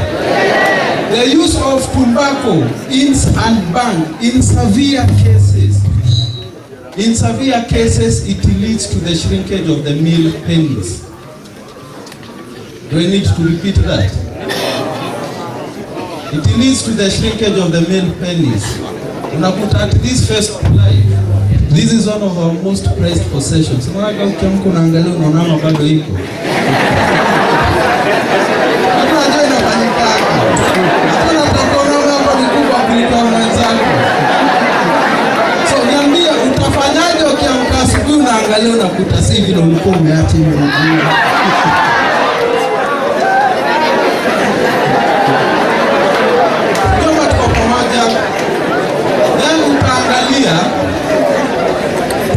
You realize that some drugs usually excite the sexual reproductive system, and that's why you'll find that when people do drugs they'll tend to be sexually excited. Tuko pamoja? So nashindwa hapa hivi, ukiwa ukikula ile karama yako, ile halwa, ile handas ipite mpaka ichangamshe kule kupaswi, utafanya nini? Tunaanza kuangalia mwenzako with suspicious eyes. Mimi nauliza, so start. I remember last year I was having a client who was smoking bang and chewing mirror. Alikuwa ameletwa kwetu, unajua ukipelekwa kotini kwa magistrate, then magistrate adult sanity yako, you are brought to us, we do a mental status examination. Ama ukicommit murder, we have to prove that you are sane, that you committed the crime with the intention. So I remember this guy had committed bestiality. Do you know what bestiality is? Well, alikuwa amenyorosha mbuzi ya jirani. So what happened?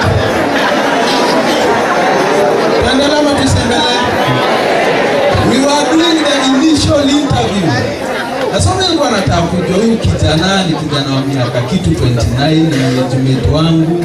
Nikiangalia vile amedunga ni msee amechangamka. Sasa nilikuwa nashindwa ataka hizo mahanja mzilikuwa mbaya. Sasa ningetafuta robe tuone hao madada zetu, ni kweli? Lakini nikiangalia huyu jamaa ananiambia tena hajui nini yako bidare, yeye ameonewa. Yaani endaga base kamora kake kakishika kakashikilia na kilom kidogo. Then akiishia home, yana shughuli, Rastaman no trouble no one. Si ni kweli? Ameenda home, akakutaka muzika na kula majani na akakapita vizuri. But by the time akapita kabisa akamwangalia with loving eyes.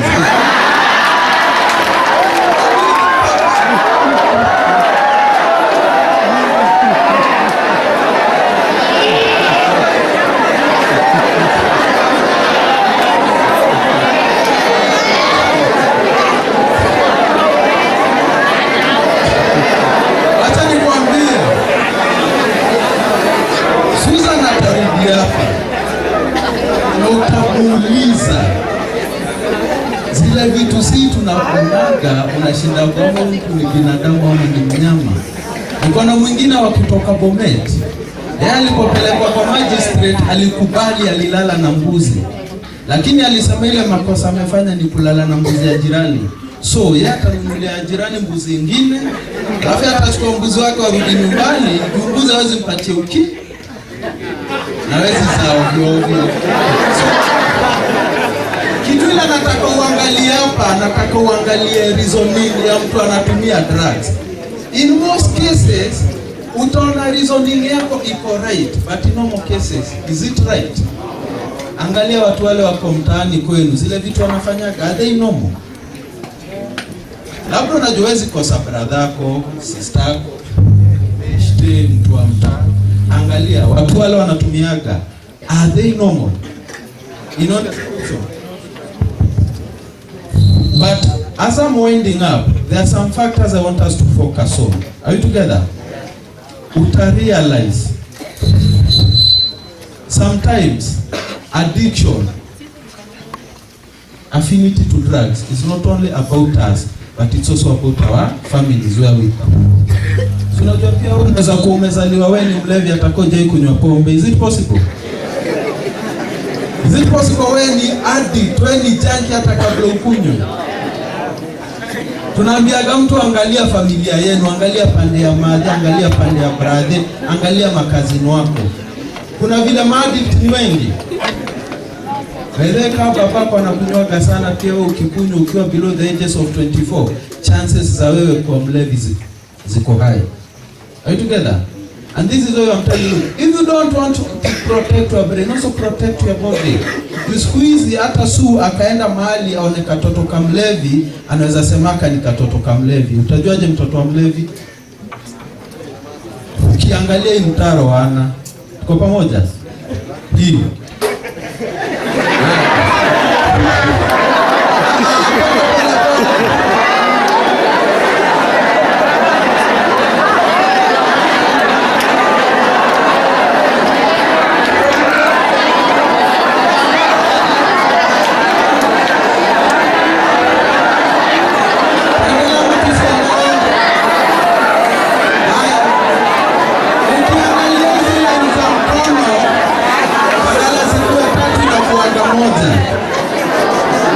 Wazazi wenu ukiangalia katoto kamera, ukiangalia hapa hivi sana forehead, ukiangalia ratio ya forehead na space ya macho wazi pelekani. In short, what am I meaning? Kwa pamoja. What I'm saying is, wewe pia before utumie dawa yoyote, pia angalia background ya familia yako. Kuna wale tumetoka familia zina ugonjwa za sukari, zingine zina historia za ulevi, zingine zina historia za maradhi za ubongo. Ukitumia, chances zako za kuwa mlevi zinakuwa juu kuliko za watu wengine. Sawa? But kitu moja vile nimemwambia, if there is something you are supposed to take from today's presentation, is just one. Your brain is developing, especially between the ages of 9 to the ages of 23. If possible, don't introduce alien substances to your brain. Because hata tukienda tupige picha ya brain, unaonaga vile brain imedhoofika. Example ingine, ushikuta walevi wanakuaga na uongo sana. Mlevi hata anakudanganyaga kitu unajua anakudanganya. Hakudanganyi ndio anataka kukudanganya.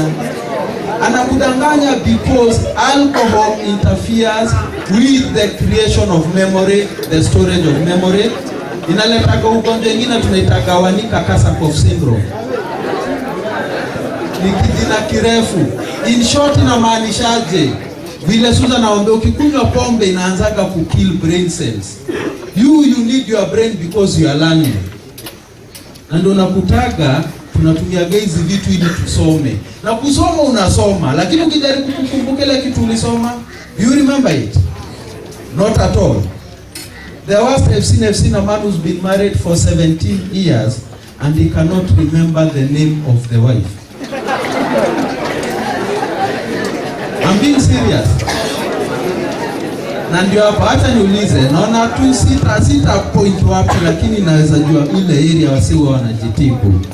Ushaienda kufanya exam, unaangalia exam hivi, unaona hii kitu ushaisoma, lakini ukumbuki answer.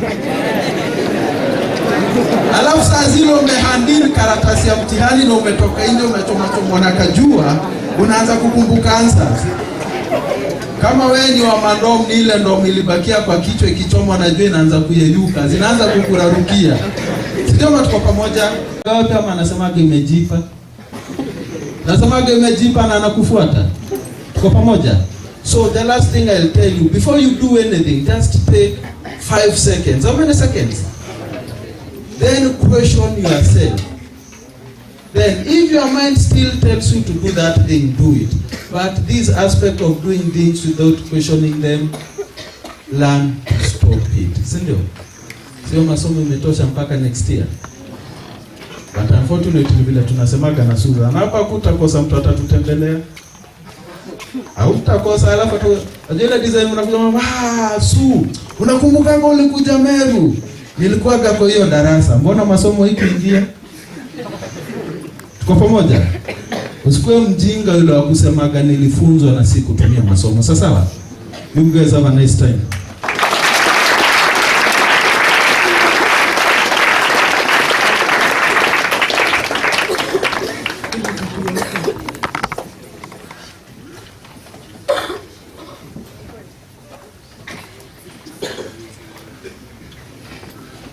Umesikia story ya John?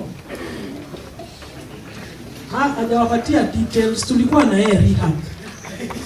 Mimi nilikuwa clinical psychologist wake, ndio alitoa afanye hiyo. Ungemwona hapo anatoshana hivyo. Alikuwa amekonda, alikuwa amejaa dance, mkono ilikuwa imeenda hivi, tuliweka plaster ndio irudi. I'm telling you the truth. What is 12 years ago? After going to 4 rehabs, 3 za kwanza na ingine ya mwisho. The money he used, his family used, is over 1.5 million. Rehabilitation is very expensive. Treating rehabilitation, mtu addiction ni kama kutreat cancer. It's more expensive than cancer. So we are telling you, don't get in. And if you are in, get out as fast as possible. Tunasema ukiingia kwa madre njia ni 5.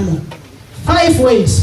Ya kwanza, you stop as soon as you can, as fast as you can, you'll be fine. Usipoacha saa hii utaenda hosi, because utaanza kuwa mgonjwa, magonjwa hazieleweki. Usipoenda hosi ya kawaida, ugonjwa tu za mili, bronchitis, pneumonia, ulcers, hizo ni magonjwa za kawaida. Usipoenda hosi ya kawaida, ya 3, ukiendelea kutumia madre, lazima utakuja Githare. Madre zina mess your mind. Kwa hivyo it's just a matter of time utakuja Mathare. Usipokuja Mathare utaenda jela. Watu wengi wako kwa madre, wataiba, watatukanana, watafanya crime yoyote. Drugs and crimes zinafuatana. Now this is what I tell young men like you. Usitake enda jela in your whole life. Usiwahi kanyaga jela. Iwe ni ya chief, iwe ni jela ya polisi, iwe ni kamiti, iwe ni Mathare. Kwetu usiku kuna jela. Wangapi wanajua kwamba Mathare kuna jela ndani? Mimi nafanya kwanza kwa hiyo jela ya wanawake. Mimi jela ya wanawake, wamefungiwa huko, wameua watu, wameua watoto wao, wameua mabwana zao. Unaingia job anakuambia, "Niaje sister umekuja tusizoeane." Anakwambia wewe ni nani? Mimi ndio watu 10, usimletee live haku. Wamejaa huko. What I want to say about jail. Tunafanyanga program nyingine ya majela. Na kuna kitu moja imeharibu jela siku hizi sana. Ukiwa mtoto uingie jela. Ukiwa mtoto hii juu uko wewe ni mtoto.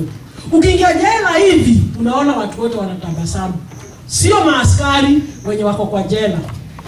Wanaume wanafurahi sana. Kuna watu wanajifanya washikwe ndio wakae kwa jela. Kisa na sababu kazi yao ni kufungua wengine buti.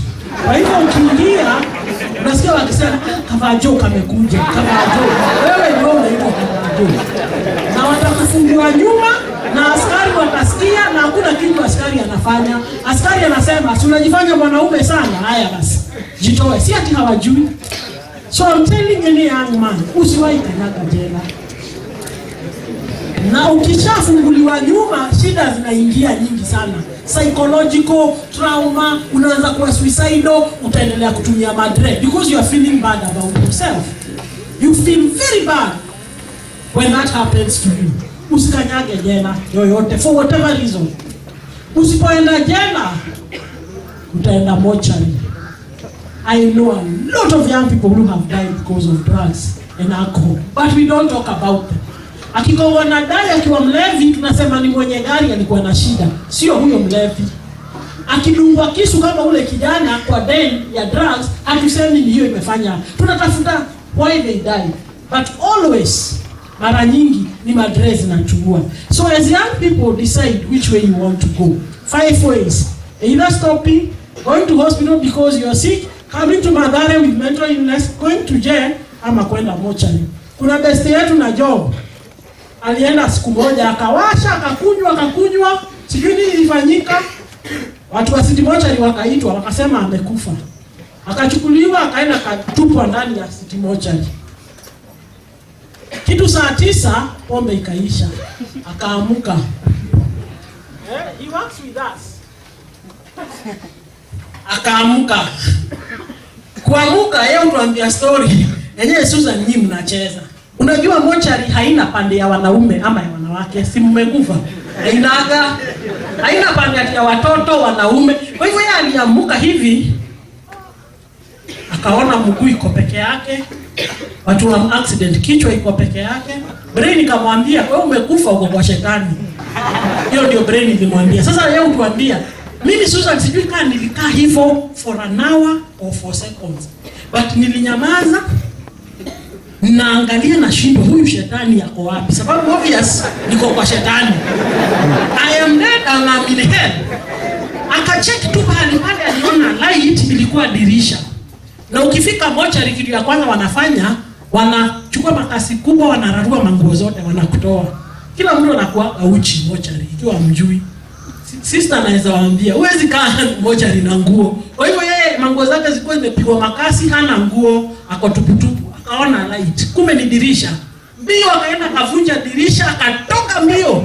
Watu wa mortuary kuona hivyo nao ndio hao mbio. Mtu amefufuka. Mpaka wa leo hajai kuuza pombe, hakupelekwa na mtu rehab. Hajai mpaka wa leo. Wewe unaweza kuka mortuary na uko hai kurudi kukunywa tena. Yeye ufundisha. Mimi nishamsikia akifundisha. Anaambia watu he has his lucky. Ashaingia mortuary lakini ashafanya nini? Ndio ameleta topic poa sana.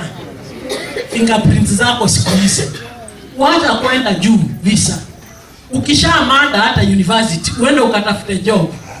Tuseme hata unakaa Kenya. Uende ukatafute job. Unaitishwa nini?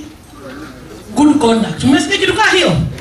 Ukishakuwa ushawaingia jela yoyote, fingerprint imechukiwa, good conduct haiwezi toka. Kwa hivyo hata Kenya kupata job itakuwa ngumu sana. Ngumu. Hata kwenda tunataka kwenda jeshi, hautaingia. Unataka kwenda kukua sijui daktari, hutaingia because hauna hizo vitu. So when you start taking drugs, zitakupeleka jela, unaanza kushikashikwa ovyo na maisha yako yote inaharibika. Tunasema sisi kutest dawa za kulevya. Na tunatumia njia 3 kutest. Number 1 ndio job anawaambia. Tunaita psychological assessment. Mimi naweza kaa na wewe. Tukae tu nawe dakika 10 nikwambie nini wewe utumia without doing any test. Psychological assessment. Vile unakaa, vile unaongea, vile unafikiria. Hata ukisema uongo immediately I know you are lying. We are trained to see lies. Si ni kama lie detectors. Ukisema tu uongo mimi kwambia wewe badilisha hapo.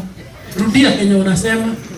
Unasema nakwambia bado hiyo ni nusu ukweli na nusu uongo. Sema ukweli yote. So that one will tell us. Number 2, tuna test your saliva. Saliva tu. Akitu kadogo tunaweka kwa mdomo hivi natoa. Naona kumbe hizi ndio vitu wewe utumia. Ya 3 na ya mwisho nipe mkojo yako. Mkojo tu. Ile fresh umekojoa saa hiyo. Sitaki ya jana, na sitaki ya neighbor yako, na sitaki ya bro yako. Within 2 minutes wakwambia umetumia 10 different drugs. Including hiyo mnasema si drug jaba. There is a drug for real. So what we are saying is we are able to do that. But we don't do that to punish you. We do that to help you to come out of it. But what I would say, I've been to many schools, I think over 400 schools. We do that with this a lot with job. Over 400 schools. Na vile tumekamia chuo yenu, tumenotice vitu nyingi sana different. Tukisema different is different in a good way.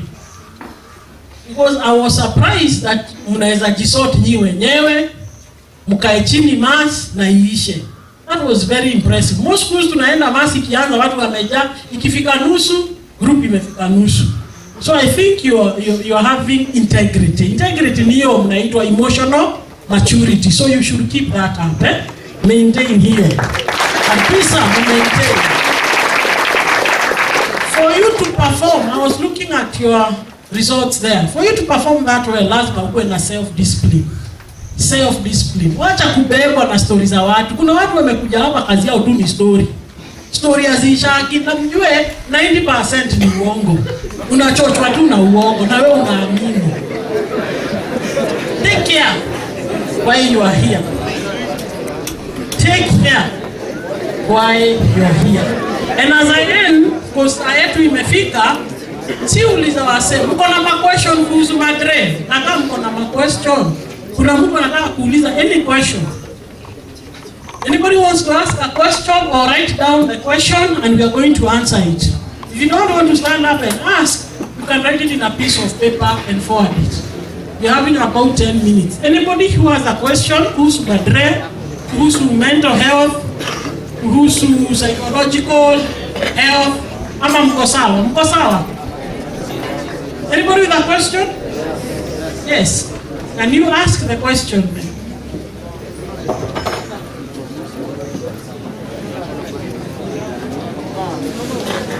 Uliza na nguvu nisikie. Kila uko na question. Yes.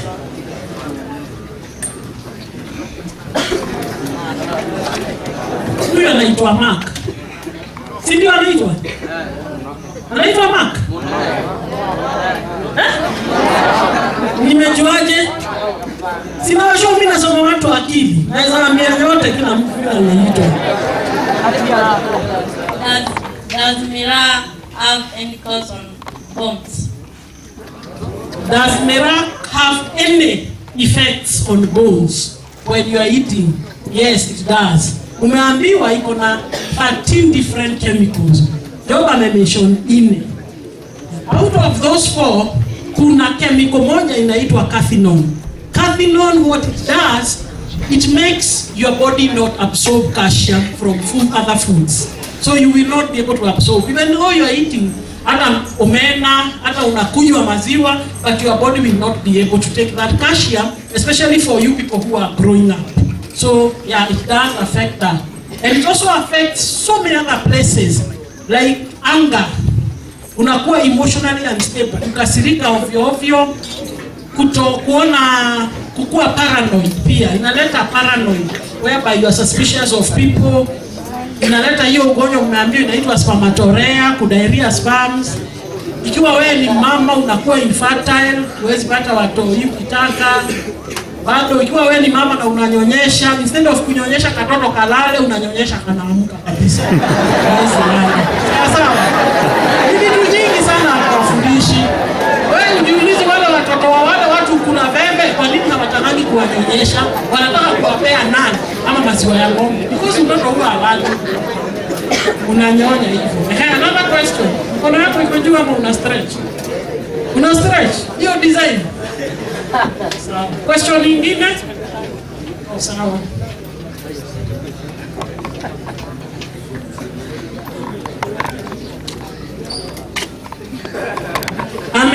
Nimeanza hiyo question. Anauliza, does khat only affect male reproductive system? What about women? Hey, women kwanza sana. Inaleta hormonal imbalance. The hormones dry up completely. Libido inaenda zero. Watoto wanakuwa infertile. Wale watoto wako wanakuwa wako na deformities mingi. Ina affect both sexes. Both male and female. Wote. Another question or concern as we end up. Any other question or concern? So at this point, we want to thank all of you. Ama kuna question? siulize.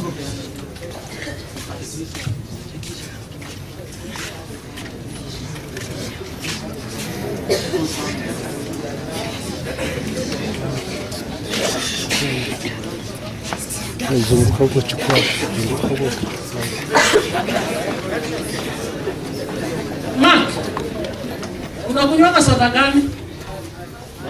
Fanta ama Stone? Unakunywa Fanta? Acha nikufungulie na jicho. Nimefungua.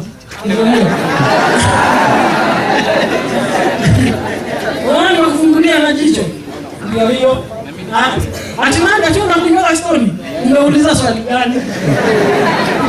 Nataka ule anauliza swali kama amesimama.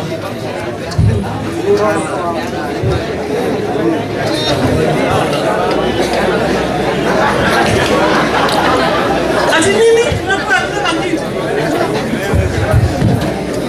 Question ya pili nani ameuliza? Who asked the second question?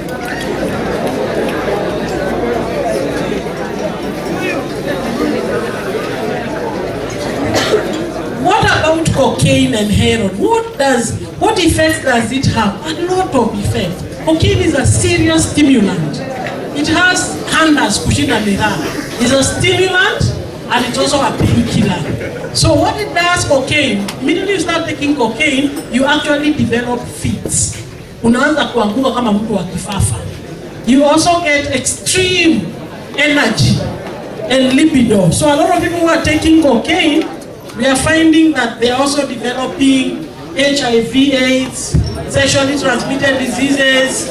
Apart from fits, pia unakosa kulala kabisa, unashikwa na kitu tunaita burnout. You burn out. Cocaine also brings about serious suicidal ideation. Unaanza kutaka kujiua because emotionally you are very unstable. Pia heroin ni opposite ya cocaine. Heroin is a depressant. Unayoyoma. Unaona wase wengi wa coast wa wanayoyoma wakiongea kwa TV sasa wamejidunga. Tunaita IDU. Intravenous drug users. Unayoyoma kabisa, au feel anything, hautaki kelele mingi, unalala sana, unashindwa kukula. Watu wengi wa heroin huwa hawana side view. Amekonda mpaka hawana side view. Kwa hivyo heroin fanya vitu mingi sana. Okay. I hope hampigie huyo makofi mwenye anatumia hizo vitu. I hope that's not what you're doing. Very nice question here.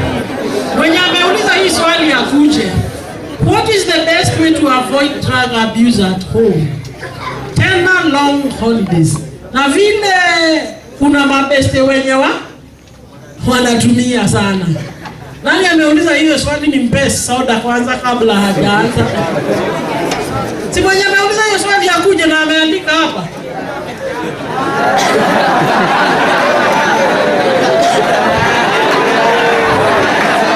Mwenye ameuliza kuja chukue soda. Jifungulie. Hawa wamecheka nikifungua na macho. Yaani kuna watu wanameza mate na soda. The best way to avoid is very easy. That's what we tell people. Avoiding drugs is very easy.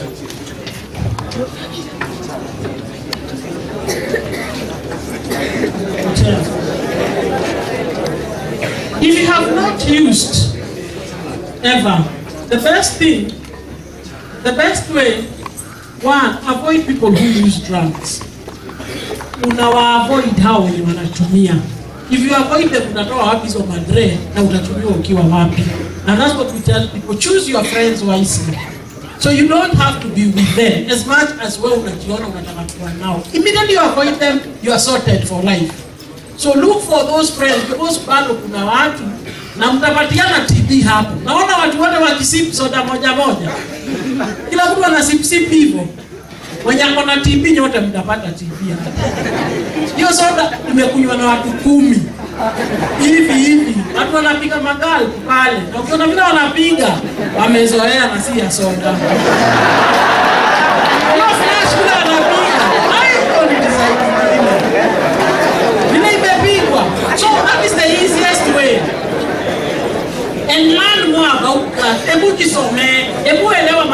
vizuri so that you are motivated. Involve yourself in church activities, mosque activities. At home, kuna tumanzi tukoa kwa church. Hamjaijua hiyo? Hebu enda church yenu leo uone vile kuna tumanzi tena smart. Unaenda huko tu, wewe uko church lakini tumanzi pia tuko. Sawa? Asante.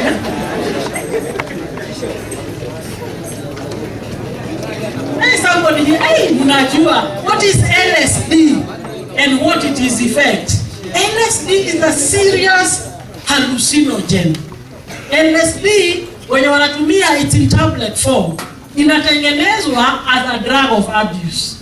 Inaitwa LSD. Ukimeza LSD wenye wanatumia wananiambia wakienda wao wanaona muziki na wanasikia lights. Unaweza ona muziki? Wanaona muziki na wanasikia lights, kusikia lights. Hallucinogen. It is a serious hallucinogen. Difficulty in breathing, it dehydrates you completely, unakuwa dehydrated completely. It gives you nothing like you can never die. So you become very risky. Unasimama kwa barabara kama Eldoret Express inakuja, unajiambia tutaisimamisha na mkono mmoja. That is what that drug does. It is one of the worst drugs because it also interferes with your mental health. Mental health issues. Kuna msee na niaje unaweza jua msee utumia oro ukimwangalia two at once. 1, skin yako.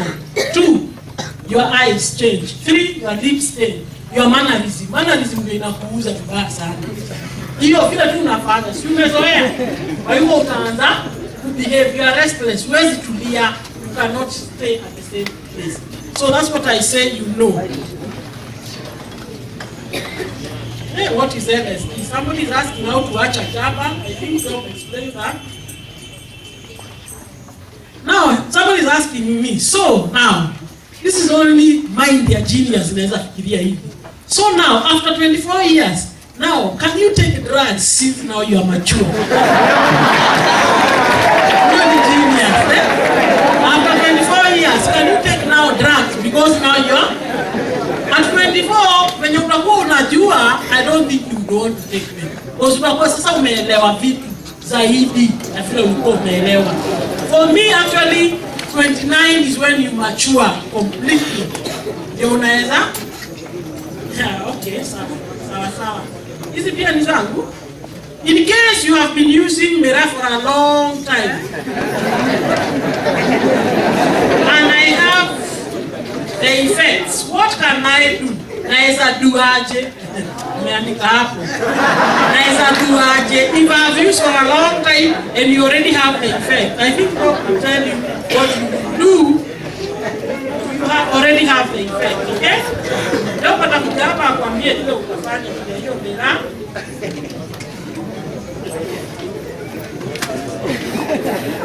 Pia, somebody else. All you guys are geniuses. Nakaa ushaichoma kindukulu at least once last year. Inaweza patikana saa hii kwa system.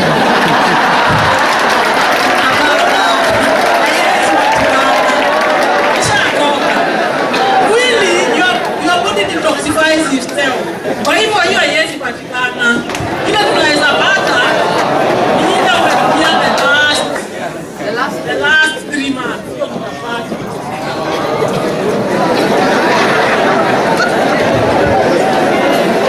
I hear that some drugs are used in operation. Is that true? Yes. We use drugs to help you sleep and not feel pain when you are being operated on. But the drugs we use is zimepimwa. So you are supposed to be helped not to feel pain. But there are people who get addicted to them. They are called methadone, morphine. They are serious. Kuna mtu hapa ashatolewa jino. Ulidungwa nini? Dawa. Hiyo dawa ulidungwa inaitwa lignocaine. Lignocaine ni cocaine na heroin zimekombiniwa midungu. Ndio maana nito. Do they have effects on the patient? Not after long term. Ukishatumiwa that time, hiyo kitu ipite, it will not have an effect on you because after all they give you very small doses. very, very small doses, okay? Then, is there a way any person can remove the drug from the body system? Yes, that is what we call detoxification. We give you things to clean up your whole system out of drugs, and that's what we do at Mathare. So we are able to detoxify your body and clean you up between 7 days to 14 days, and you are clean.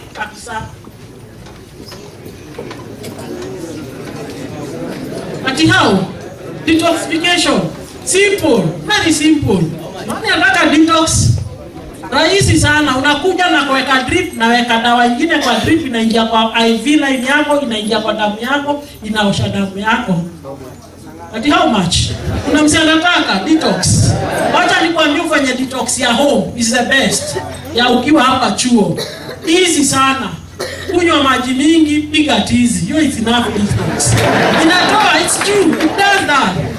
For you to pewa hiyo yetu ya hospitali, lazima uko levels za juu sana. Very high levels. Sio hii ya juzi. Ama hapa kuna wase wamechoma hiyo kiasi. Ikiwa wako mkam, mimi naweza wabukia free. Ufanyiwe detox free of charge, eh? Because wewe ni mtu unafikisha 18. Wewe unafikisha 18 naweza kupotea.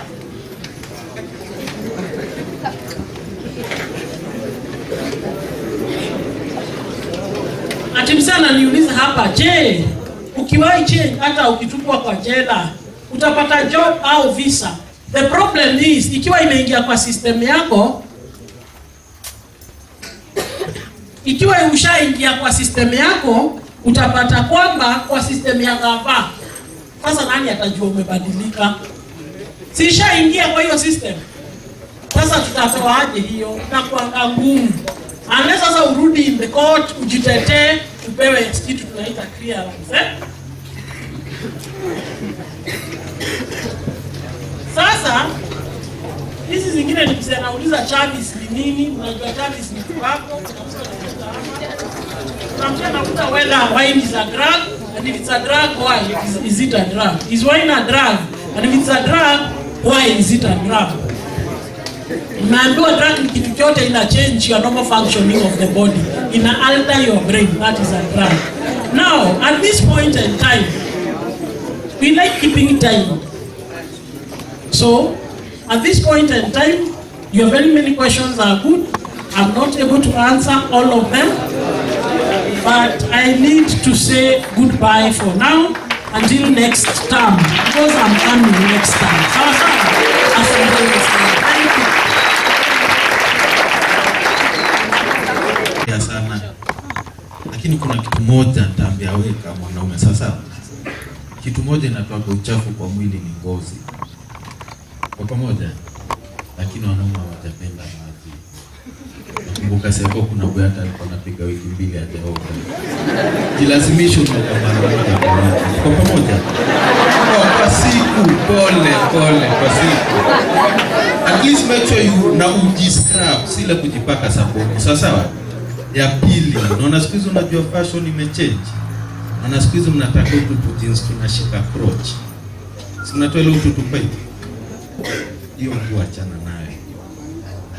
It is leading to impotence and infertility in men. Yes. Mungu akitengeneza mashini hapa niweka nje. Na sasa inajua yako inaanza kumea nywele, hiyo ni cooling system. Tuko pamoja? So, ukianza it's a very serious thing. This crotch hugging clothes zinaharibu. Kuna mtu alimuuliza ataachaje dawa, mjafikia level ya addiction. Sasa there are 3 things you are supposed to avoid: people, places and events. If you avoid people who are doing drugs, then the urge to use a drug will be minimal. Sasa ni msheri Alex Mafala ndio anatoboaga kwa maisha. Amshua tu tuchali tulishikaga yetu tulikuwa tunaitwa tufala. Kwele marongo. Fungua roho. Yule alikuwa bad boy last year alipata ngapi? Hata simwambia. Tuko pamoja. Alafu kumbuke wewe kama mwanaume. Alikupiga with my example. We were the bad boys. Mimi nakumbuka nikipigana na OCS wa Chuka. Paka waleo nina hiyo sifa. Tuko pamoja. Lakini sasa unakuta watu wale walikuwa mafala ndio wanapeleka gari mzuri. Si hii tukikimbisha wasichana tukiwa sekosea, kuna msichana anataka juu unatembea miguu na kuonyesha kama mwanaume. Sasa afadhali ukuwe fala saa hii, lakini 5-6 years umejipanga. Am I making any sense? Avoid sisi tuko kitu fala ya places zile club mwenda bado hazijafunguliwa.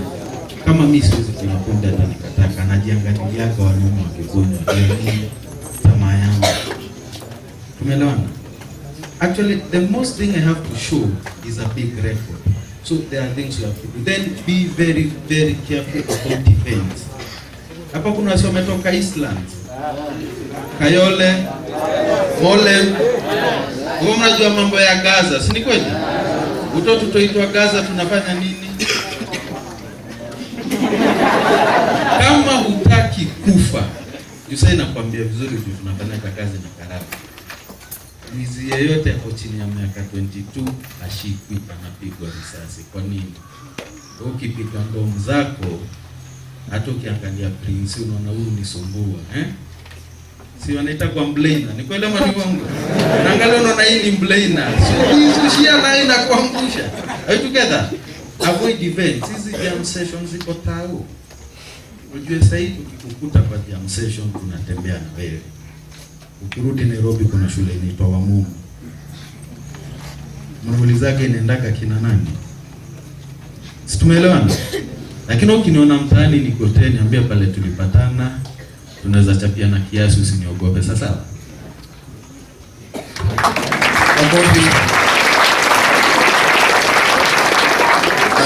are going to have one of you giving a vote of thanks. But before that, I'd like to add my voice on what Susan said. She mentioned drug testing, and we are in the process of coming up with a framework. And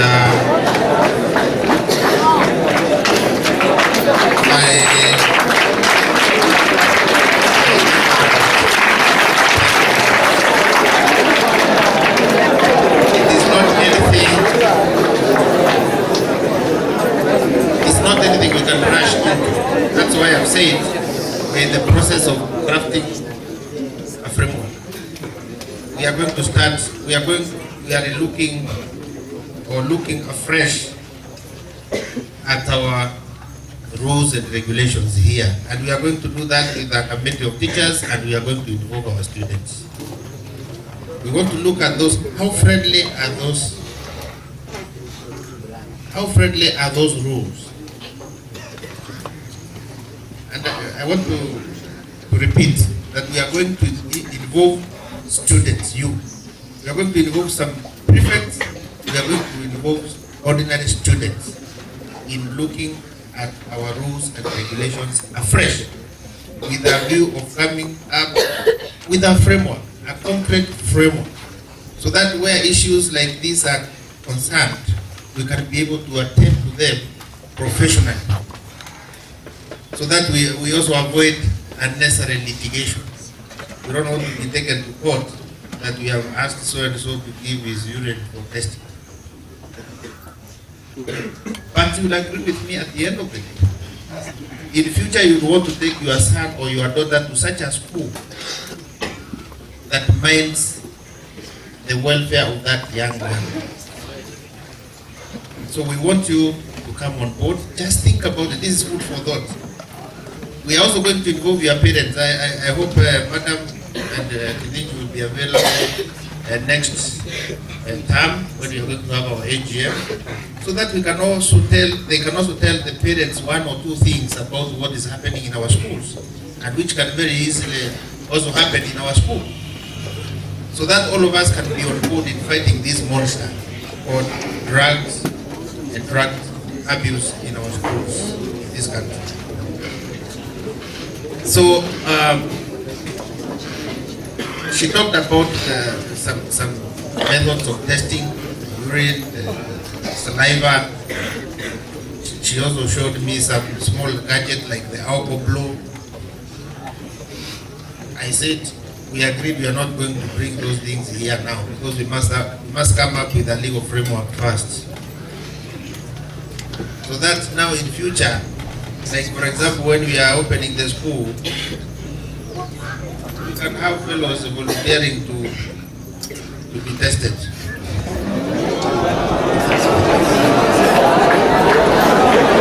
You know, I'm trying to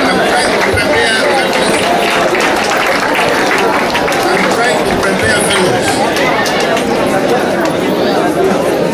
And for your information, we are not allowed, we are not certified to do the testing.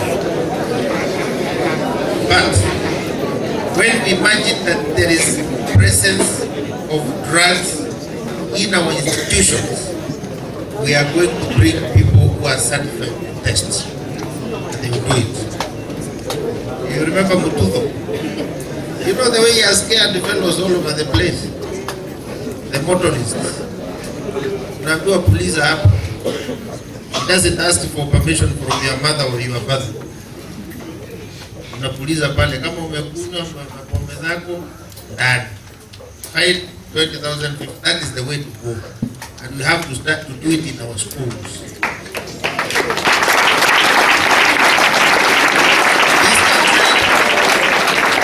This country requires serious and strict and focused leaders like Nkubu. Like him, hate him. Or Mzee Michuki, God rest his soul in eternal peace. They come up with policies that appear very unpopular with very bad people. And we have quite a number of bad people in our country, and it's only such policies that we be able to keep them off so that they don't destroy the majority of the wonderful people we have in our country. Finally, she mentioned about some of the reasons why people get involved in drugs. I want to state, or rather advise our students not to take advantage of the volatile situations in our families. Because Madam Susan, you realize that quite a number of our children in our schools who are involved in drugs, drug abuse, they take advantage of problems in our families, where there is squabbling, where there is maybe poverty, marital breakdown. Some of our students who are stupid and don't have focus, they take advantage of that fluid situation in the family and they involve themselves. They totally immerse themselves in drug abuse. For so many reasons. Number one, maybe to teach those parents a lesson. I want to teach my mother a lesson because she stood up on my daddy. For my daddy, I want to teach you a lesson because you are cruel to my mother. That is absolute nonsense. We have children in our schools, and some of us may be victims of such family backgrounds where there were serious problems in those families. But we ask God to give us the grace and wisdom and the strength to work very hard in school to succeed academically, so that we don't, if it is my dad who was not good, I would want to be better than my dad, but not by engaging in drugs. So that I can be the voice of reason in that family, so that I can be the shape of unity in that family. It's only through success academically that we can be able to get there. So some of our children who come from this kind of backgrounds, God Himself has assigned you a responsibility to work hard in school to succeed, so that you can make a difference in those families. Don't attempt to teach other people a lesson because they have wronged you here and there, or because you have got your own stories. We have heard of children in our country who have decided they want to teach their parents a lesson, or the world a lesson, even by committing suicide. People can be so stupid. So I want to take this opportunity to advise my students, our wonderful children.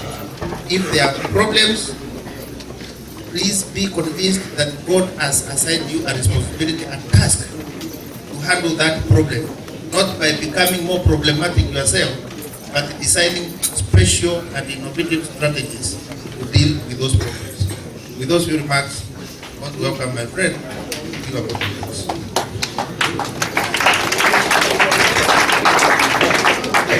Good afternoon. Good afternoon once more. Okay, it has been a wonderful day since morning up to this time, and especially during this evening afternoon part, not forgetting about the morning part, whereby our visitors have informed us very much as far as drugs are concerned. So at this time, I want to thank our principal, at least for inviting for us Susan and John, who have really told us more about drug substances. And I believe that we are really informed, all of us. I also want to thank our teachers for being there since morning up this time. So our teachers, we are very much thankful and grateful to have you at this time in the school. And then the last one, I want to thank you, the students, at least for your order, even during the mass and also during this part. Keep it up. So with that, I want to wish all of us a good and wonderful afternoon. And proceed with the normal routine entertainment for the remaining part of the evening, and then we continue with our program. After supper, we go back to programs. Thank you.